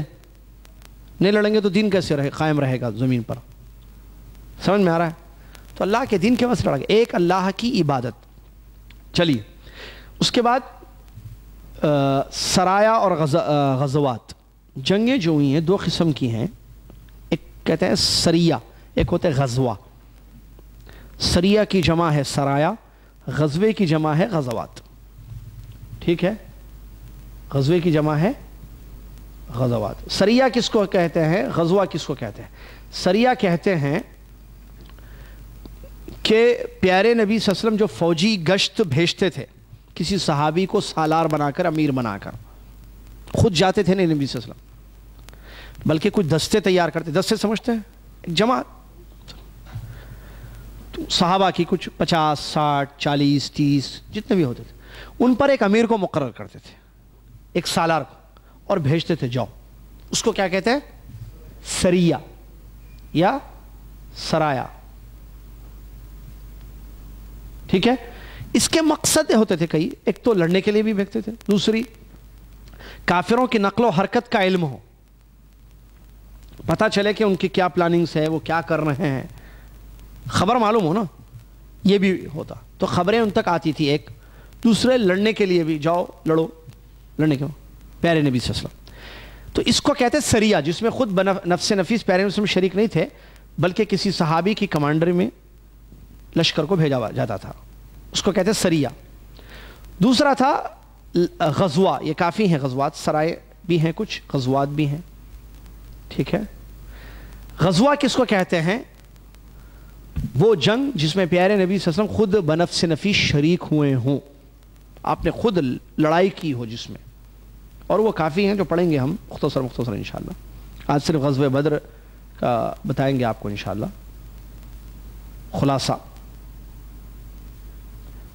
تو یہ جو ہے سریہ اور غزوہ میں فرق ہے، ذہن میں رکھیں آپ. سریہ جس میں نبی صلی اللہ علیہ وسلم کسی امیر کو لشکر صحابہ کو کسی صحابی کو کمانڈری دے کر بھیجتے تھے. فوجی دستے ہوتے تھے چھوٹے چھوٹے, ٹھیک ہے, وہ ہے سریہ یا سرایا اس کی جمع. اور جو غزوہ ہے وہ پیارے نبی خود جس میں شریک ہوں, لڑیں جس میں. اس طریقے سے پیارے نبی صلی اللہ علیہ وسلم نے جو غزوات کیے ہیں, جو پہلا غزوہ سمجھ رہے ہیں, جنگ غزوہ بولیں گے ہم اس کو تاکہ یاد رہے آگے آپ کو. تو غزوہ بدر, جنگ بدر جس کو کہتے ہیں, ٹوٹل پیارے نبی صلی اللہ علیہ وسلم کے جو غزوات ہیں ان کی تعداد 26 غزوہ, 26 جنگیں ہوئی ہیں, جس میں بنفس نفیس پیارے نبی صلی اللہ علیہ وسلم نے شرکت کی ہے. اور سرایا کتنے ہوئے؟ 38 سرایا, ٹھیک ہے. تو 26 غزوے ہیں, تعداد یاد رکھیے, اور 38 سرایا, یعنی سرایا زیادہ تھے غزوے. اب یہاں ہم انشاءاللہ غزوے پورے 26 تو نہیں, لیکن جو مشہور غزوے ہیں ان کا کچھ خلاصہ آپ کے خدمت میں پیش کریں گے, اور اس میں جو فائدے ہیں وہ بھی بتاتے ہوئے. یا خلاصہ, پوری جنگ ضروری نہیں ہے, پوری تفصیلی جنگ بتائی جائے کہ کیسے شروع ہوئی, کیسے لڑائی ختم ہوئی, پوری نہیں. اس میں پہلا غزوہ بدر الکبریٰ, بدر کبریٰ بدر کے نام سے مشہور ہے کیونکہ بدر مقام پر یہ لڑائی لڑی گئی, اور اس لڑائی یہ پہلی جنگ تھی. اس کا سبب وغیرہ بھی بتائیں گے ابھی ہم آپ کو. اور اللہ کے نبی صلی اللہ علیہ وسلم اس میں شریک رہے. غزوہ مطلب وہی ہے پھر. اور اللہ تبارک و تعالیٰ کی مدد آئی اس میں, آسمان سے فرشتوں کو بھیجا اللہ نے. قرآن میں اللہ تعالیٰ نے اس کے بارے میں بیان فرمایا وَلَقَدْ نَصَرَكُمُ اللَّهُ بِبَدْرٍ, البتہ تحقیق اللہ تعالیٰ نے تمہاری مدد کی بدر میں. تو یہ وہی بدر ہے, جنگ بدر, ٹھیک ہے. اس کا سبب, اس کا پس منظر یا کہیں خلاصہ جنگ کا, جیسا کہ بتایا گیا کہ مکہ میں قریش نے مسلمانوں پر ظلم کیا, ان کا مال چھینا, ان کو ستایا, ان کو مارا, ٹھیک ہے. اب خیر زمین کا خیر اتنا ذہن میں رکھیں, مکہ, اچھا ایک بات یہ بھی آئی تھی کہ مکہ کے لوگ تجارتی سفر کے لیے کہاں جاتے تھے؟ شام. یہ ذہن میں ہے نا آپ کے. ملک شام کو جو راستہ جاتا تھا وہ مدینہ کے اطراف سے گزر کے جاتا تھا. مختلف راستے تھے. جو مشہور تجارتی راستہ تھا, ظاہر بات ہے جانا پڑے گا نا راستہ, وہ مدینہ کے اطراف, اور وہ بدر سے گزرتا تھا. اور جیسا کہ تحقیق اگر اور ڈیپ میں جائیں گے تو بدر میں یا بدر کے پاس 3 راستے تھے جس سے جو ہے وہ قافلے گزرتے تھے, تجارتی قافلے گزرتے تھے. تو وہاں جنگ لڑی گئی. ابو سفیان جو اس وقت مسلمان نہیں ہوئے تھے جب یہ غزوہ بدر کا موقع ہوا یا واقعہ پیش آیا, اس وقت مسلمان نہیں ہوئے تھے. وہ کون؟ ابو سفیان رضی اللہ عنہ, صحابی ہیں. وہ ملک شام لشکر لے کر نکلے, قافلہ لے کر نکلے. اور میں نے جیسا بیان کیا کہ پیارے نبی فوجی دستے بھیجتے تھے, اس کے مقاصد میں ایک مقصد یہ بھی تھا کہ خبریں لائیں, نقل و حرکت کی, ان کے کافر کہاں جا رہے ہیں, کیا آ رہے ہیں, کیا کر رہے ہیں. تو وہاں تجارت سے واپس ہو رہا تھا وہ قافلہ, ابو سفیان رضی اللہ عنہ کی کمانڈری میں, ان کی وہ سردار تھے, لے کر گئے تھے قافلے کو. تو جب قافلہ واپس آ رہا تھا پیارے نبی کو اس کی خبر پہنچ گئی, اور وہ جیسا کہ بدر کے راستے سے گزرتے تھے وہ لوگ. اور جب ظاہر بات ہے وہ زمانے گاڑیوں کا زمانہ نہیں, تو گیئر ڈالے, ٹاپ گیئر ڈالے, نکل گئے 120 کی سپیڈ سے. چلو بھائی پیچھے گاڑیوں کا نہیں تھا, وہ اونٹوں پر, گھوڑوں پر سوار قافلہ تھا, رک کر جاتے تھے, وہ پڑاؤ ڈالتے. تو پیارے نبی صلی اللہ علیہ وسلم کو جب اطلاع ملی کہ قافلہ جو ہے بدر کے راستے سے گزر رہا ہے, تو پیارے نبی صلی اللہ علیہ وسلم نے صحابہ کو ابھارا, کہا کہ چلو اس قافلے سے جو ہے تمہارا لوٹا ہوا مال جو مکہ میں تم سے لوٹ لیا تھا ان لوگوں نے, نہیں, وہ واپس لے لیں گے. اور مسلمان کو ضرورت بھی تھی مدینہ میں. تو اگر آپ میرا مال لیتے ہیں تو میں اپنا مال آپ سے لیتا ہوں, یہ غلط ہے صحیح ہے؟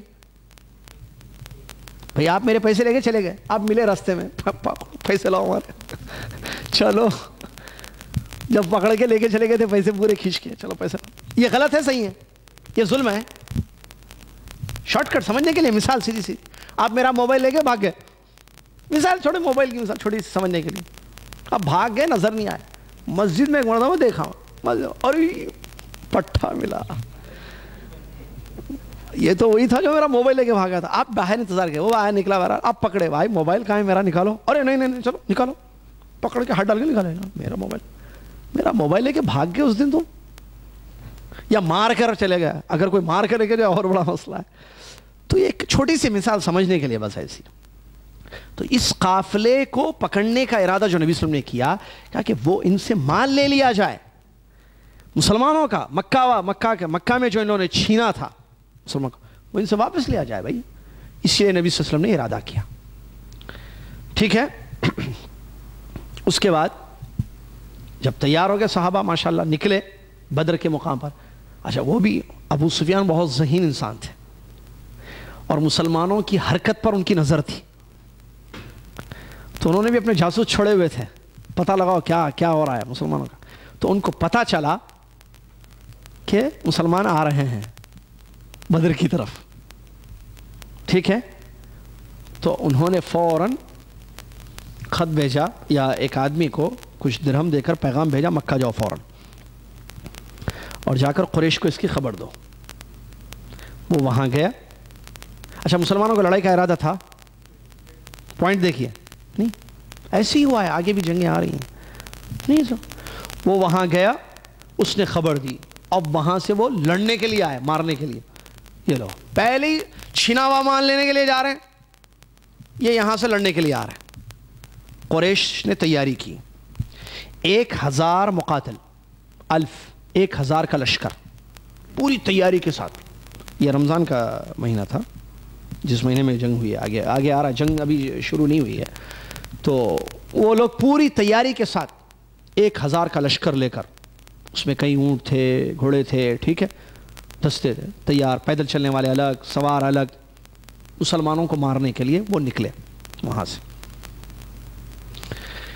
پیارے نبی صلی اللہ علیہ وسلم کو خبر ہوئی. پیارے نبی صلی اللہ علیہ وسلم کے پاس بھی خبریں پہنچتی تھی سر، وہی کے ذریعے نہیں، وہی کے ذریعے بھی خبریں آتی تھی. پیارے نبی صلی اللہ علیہ وسلم نے اپنے صحابہ کو بھی رکھا ہوا تھا، جا کے خبریں لے کر آؤ. بہرحال پیارے نبی صلی اللہ علیہ وسلم کو خبر ملی کہ وہ لوگ لڑنے کے لیے آ رہے ہیں، جبکہ ان کی لڑائی کا ارادہ نہیں تھا. تو پیارے نبی صلی اللہ علیہ وسلم نے مشورہ کیا، قرآن کی آیتیں بھی اتری، لڑائی کا حکم دیا اللہ تبارک و تعالیٰ نے، جو سورہ حج کی آیتیں ابھی پڑھی. تو پیارے نبی صلی اللہ علیہ وسلم اب دیکھیے، جس کے پاس جو تھا، کوئی خاص ہتھیار تیاری نہیں تھی لیکن لڑنا تھا. کیوں؟ کیونکہ وہ مارنے کے لیے آ رہے ہیں، پورا 1000 کا لشکر آ رہا ہے وہاں سے لڑنے کے لیے، مارنے کے لیے. تو پیارے نبی علیہ السلام نے صحابہ کو ابھارا اور صحابہ سے مشورہ کیا، بتاؤ کیا کہتے ہو؟ کیونکہ پیارے نبی نے خبر دے دی کہ مارکا جو ہے ہوگا، لڑائی ہونے والی ہے، تو کیا تم کہتے ہو؟ تو صحابہ نے جو ہے یہ کہا کہ ہم آپ کے ساتھ ہیں. تو پیارے نبی کے الفاظ سے مجھے مشورہ دو. آپ نے ایک حدیث میں فرمایا مجھے مشورہ دو، بلکہ مشورے دو. تو پہلے ابو بکر صدیق رضی اللہ عنہ کھڑے ہوئے، انہوں نے بڑی اچھی بات کہی، پھر وہ بیٹھ گئے. عمر بن خطاب رضی اللہ عنہ کھڑے ہوئے، انہوں نے بھی اچھی گفتگو کی، اچھی بات کی کہ ہم آپ کا پورا ساتھ دیں گے، آپ کا جو فیصلہ ہے ہمارا، ہم راضی ہیں. بیٹھ گئے.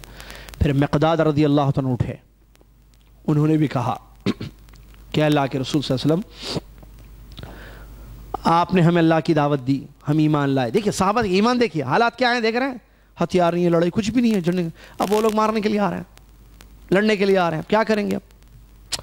ایمانی جذبہ دیکھیے ان کے دلوں میں کیسے تھا، سبحان اللہ. وہ لوگ جو ہے ان کے جملوں سے پتہ چلتا ہے. ابو بکر نے خیر کی بات کی، عمر رضی اللہ عنہ خیر کی بات، مقداد رضی اللہ عنہ نے بھی کہا اور کہا کہ اللہ کے نبی صلی اللہ علیہ وسلم آپ نے ہمیں اللہ کی دعوت دی، ہم ایمان لے کر آئے، ٹھیک ہے، اور ہم آپ کے ساتھ لڑنے کے لیے تیار ہیں. آپ جہاں لے جائیں گے، آپ سمندر میں کہیں گے لڑنے کے لیے، ہم سمندر میں لڑنے کے لیے تیار ہیں. آپ جہاں کہیں گے وہاں لڑنے کے لیے ہم آپ کے ساتھ دے رہے ہیں. ہم آپ سے ویسے نہیں کہیں گے جیسے موسیٰ علیہ السلام کی قوم نے اپنے نبی موسیٰ سے کہا تھا، اذهب انت وربک فقاتلا انا ہاہنا قاعدون. اے موسیٰ تم اور تمہارے رب جاؤ لڑو، ہم یہاں بیٹھیں گے. ہم ایسے نہیں کہیں گے بلکہ ہم بھرپور آپ کا ساتھ دیں گے.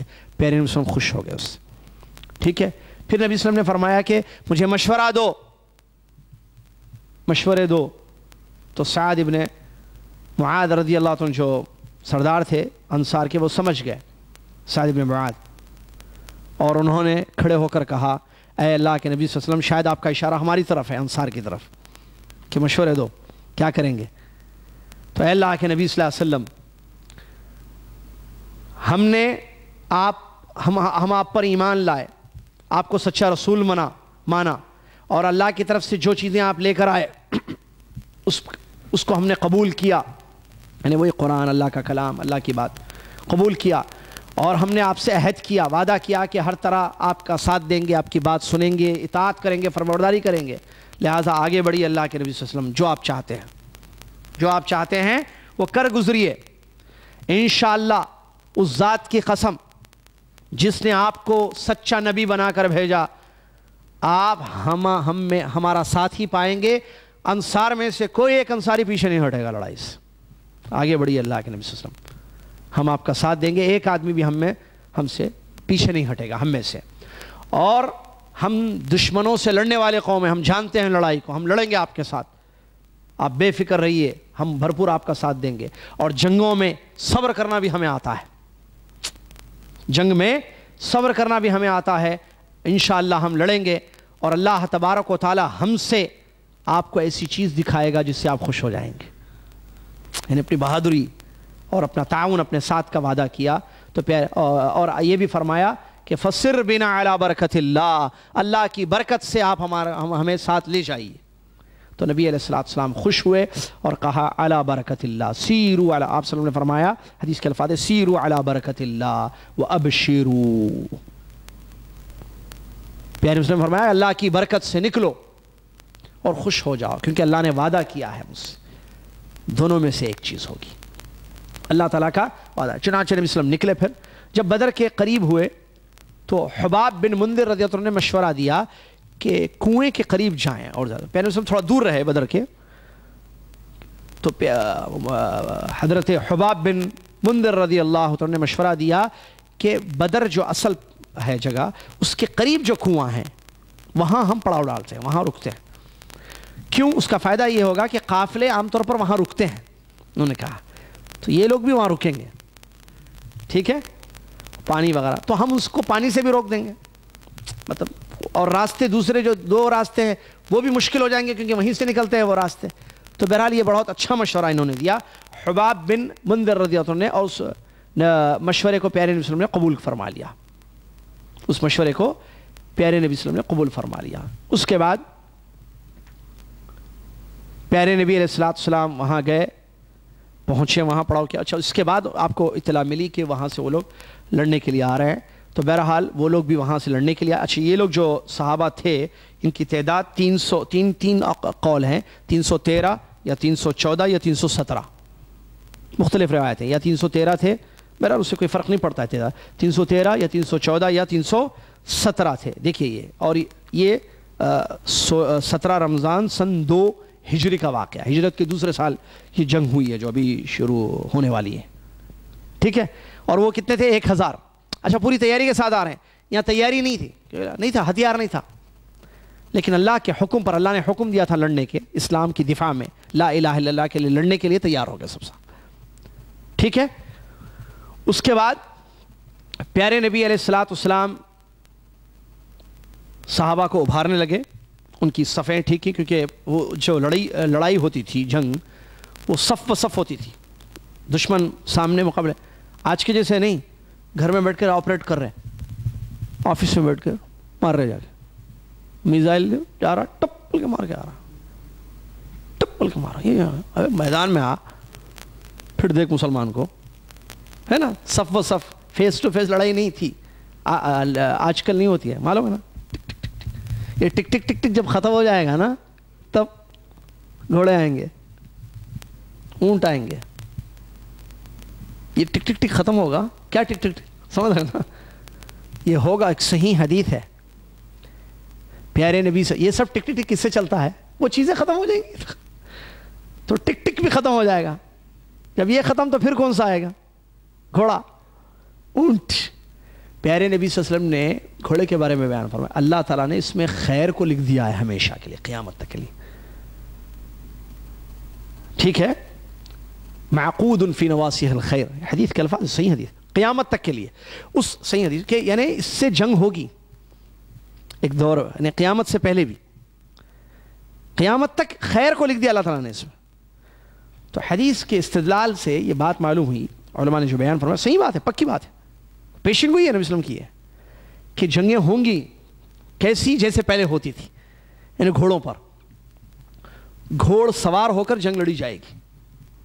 کیونکہ جب یہ ہتھیار جو بنتے ہیں، آپ کو معلوم ہے اس سے زیادہ یہ ہتھیار جو بنتے ہیں میزائل وغیرہ، اس کی کچھ چیزیں ہوتی ہیں، وہ چیزیں بہرحال جسے پانی سے، یا اصل تو پانی ہے ہر چیز کی، وہ جب وہ چیزیں جس سے ہتھیار بنائے جاتے ہیں ختم ہو جائیں گے تو ہتھیار بنیں گے نہیں بنیں گے. پھر لڑائی اگر ہوگی مسلمانوں کو مٹانے کے لیے، وہ لڑیں گے تو کس چیز سے لڑیں گے؟ کیا چیز ہوگی پھر؟ وہاں گھوڑے آئیں گے پھر. جی پکی بات ہے یہ، اب آپ رہیں گے ہم رہیں گے نہیں معلوم ہے لیکن یہ حدیث سے ثابت ہے یہ چیز، گھوڑے میں اللہ تعالیٰ نے قیامت تک کے لیے رکھ دیا ہے اس چیز کو. چلیے، تو صف بصف لڑائی ہوتی تھی، پیارے مسلم نے صفیں بنائی صحابہ کی لڑنے کے لیے. کتنے تھے؟ 313 314 یا 317. سامنے کتنے تھے؟ 1000. یعنی ایک آدمی کو کتنے سے مقابلہ کرنا تھا؟ اچھا، وہ جس سے مقابلہ کرنا تھا 3 سے، تینوں کے پاس ہتھیار، تلوار یا چاقو یا جو بھی چیزیں تھی ہتھیار لوہے کی، اور ان کے پاس کچھ نہیں. لیکن ان کے پاس ایک ایسا ہتھیار تھا جو ان کے پاس نہیں تھا. کیا تھا؟ ایمان، توکل. جب یہ ہو تو اتر سکتے ہیں فرشتے بھی. کیا ہے وہ؟ لکھنے والوں نے لکھا ہے. کیا ہے وہ شعر؟ بولو نا. فضائے بدر پیدا کر، بولو نا.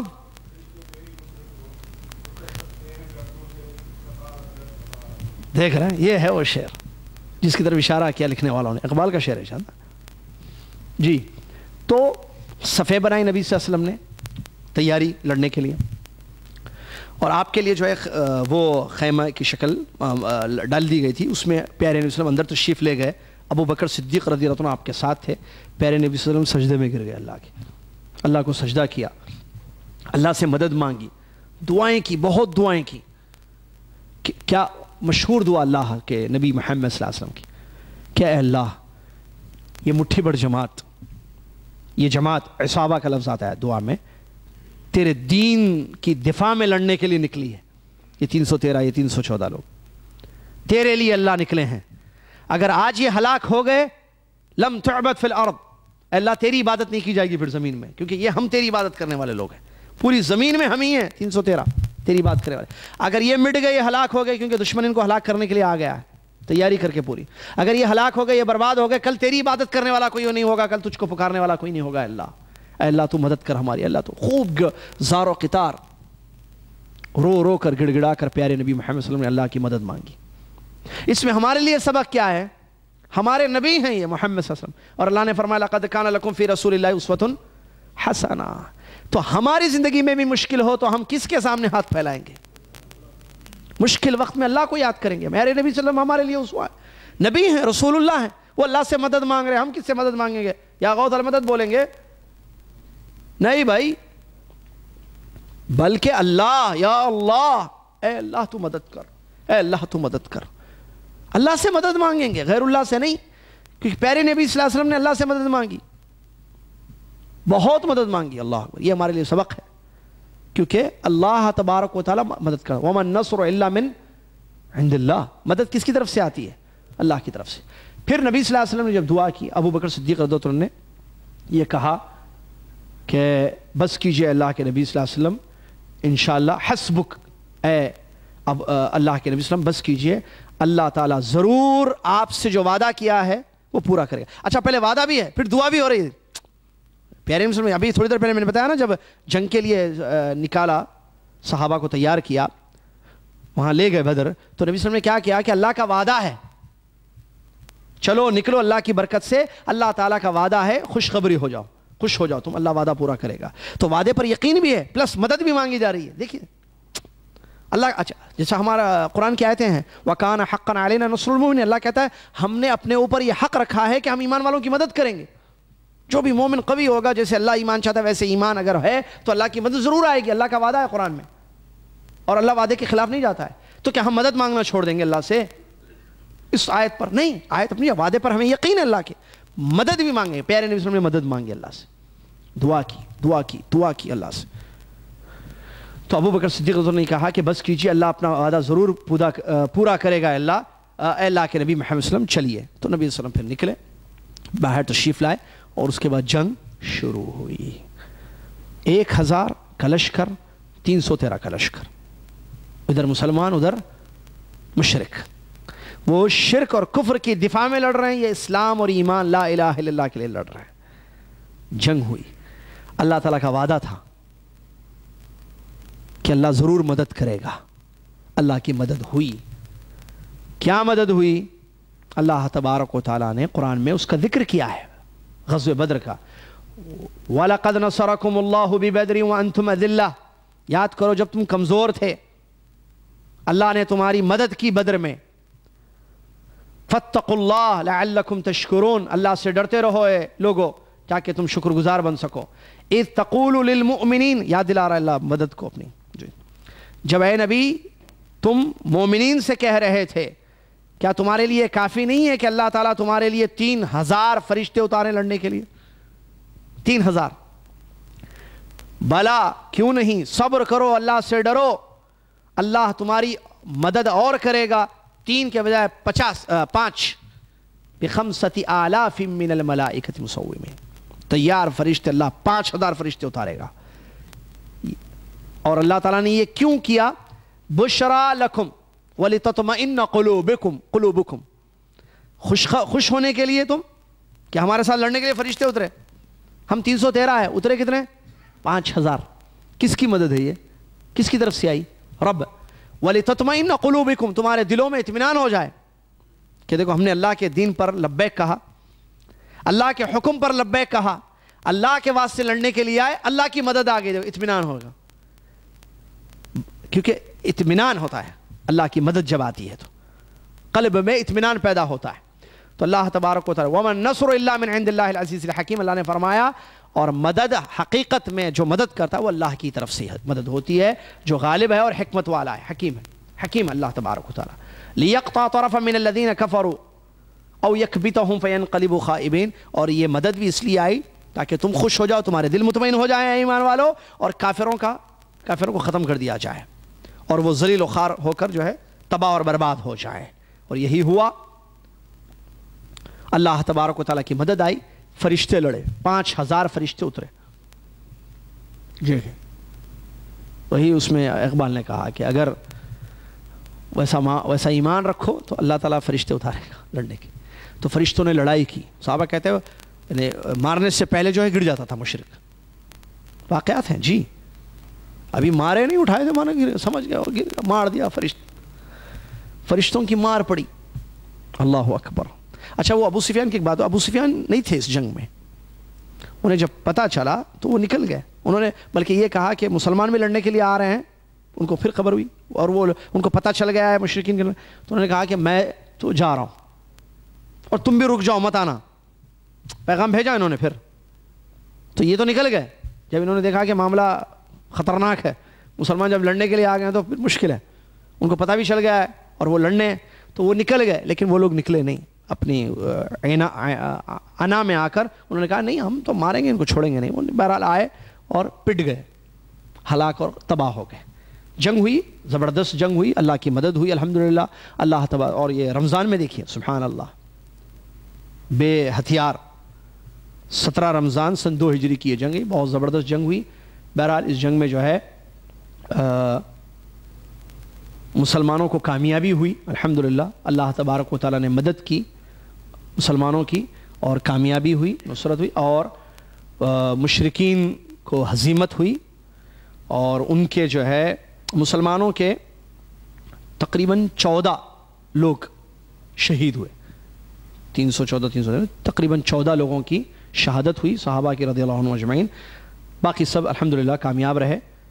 وہ لوگ بھی شہادت پا کر کامیاب رہے، نو ڈاؤٹ، زندہ رہے باقی کے لوگ. اور مشرکین میں سے 70 لوگوں کو قتل کر دیا گیا اور 70 لوگوں کو قید کر دیا گیا. ٹھیک ہے، 70 لوگوں کو قید کر دیا گیا. اس کے بعد اللہ کے نبی علیہ السلام نے ان قیدیوں کے بارے میں مشورہ کیا کہ ان کے ساتھ کیا معاملہ کیا جائے. تو حضرت عمر ابن خطاب رضی اللہ تعالیٰ عنہ نے مشورہ دیا کہ ان کو قتل کر دیا جائے، کیونکہ انہوں نے بہت تکلیفیں دی ہمیں مکہ میں. وہ سب ہمیں یاد ہے، آپ کے خلاف سازشیں ہوئیں، ہمارے خلاف بہت انہوں نے ستایا، لہٰذا ان کو قتل کر دیا جائے. ابو بکر صدیق رضی اللہ عنہ کی طرف پیارے وسلم نے اشارہ کیا، متوجہ ہوئے، یعنی ان سے پوچھا کہ آپ کیا کہتے ہیں؟ تو انہوں نے کہا کہ فدیہ دے کر ان کو آزاد کر دیا جائے، قتل نہ کیا جائے ان کو.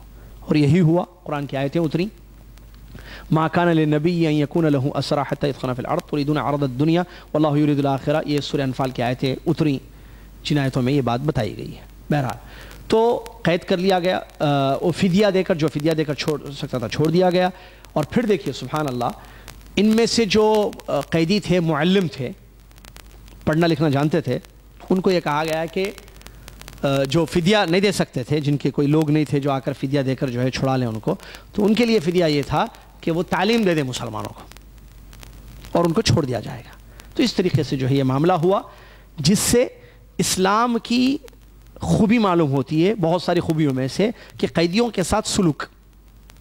اور بھی واقعات آگے آئیں گے، زبردست واقعات ہیں، کیونکہ وقت ختم ہو گیا ابھی، اور یہ جنگ کا اتنا ہی بتانا تھا جو ابھی میں نے بتایا ہے. اس کے بعد غزوہ احد وغیرہ جو جنگیں ہیں ان کو، اور ان سے جو کیا سبق ملتا ہے ہمیں وہ ملیں گے، بتائیں گے آگے انشاءاللہ. یہ ایک پوائنٹ اہم ذہن میں رکھیں کہ جنگ جو ہوئی اس میں جو قیدی ہوتے تھے ان کے ساتھ سلوک اچھا کیا جاتا تھا، فدیہ دو اور چھوڑ دیا جاتا تھا، قتل نہیں کیا گیا قیدیوں کو. ٹھیک ہے، جبکہ مشورہ آیا بھی تھا، چاہتے تو قتل کرتے تھے نا، نہیں، قید کیا. اور جو تعلیم جن کے پاس فدیہ دینے کے لیے نہیں تھا، ان کو تعلیم دینے کے لیے کہا گیا کہ تعلیم دے دو اور چھڑا لو اپنے آپ کو. تو یہ اس سے اسلام کی سماحت اور وسعت نظری یا اسلام کی خوبی اور نرمی معلوم ہوتی ہے. اللہ تعالیٰ سے دعا ہے اللہ تعالیٰ اسلام کے حقائق کو سمجھنے کی توفیق عطا فرمائے، اور صحیح اسلام پر عمل کرتے ہوئے دوسروں تک اس صحیح اسلام کو پہنچانے کی اللہ تعالیٰ ہم سب کو توفیق عطا فرمائے. آمین. وآخر دعوانا الحمدللہ رب العالمین، والسلام علیکم ورحمۃ اللہ وبرکاتہ. حاضری ضرور لگا کر جائے جن لوگوں نے حاضری نہیں دی ہے، اور آپ کی کتابیں انشاءاللہ آئندہ ملیں گی. دونوں کتابیں باقی ہیں تھوڑا سا، تو انشاءاللہ آئندہ کلاس میں آپ تک وہ کتابیں پہنچا دی جائیں گی انشاءاللہ. ٹھیک ہے، جزاکم اللہ خیر. جانے سے پہلے کفارۃ المجلس پڑھ لیں. سبحانک اللہم و بحمدک، اشہد ان لا الہ الا انت، استغفرک و اتوب الیک.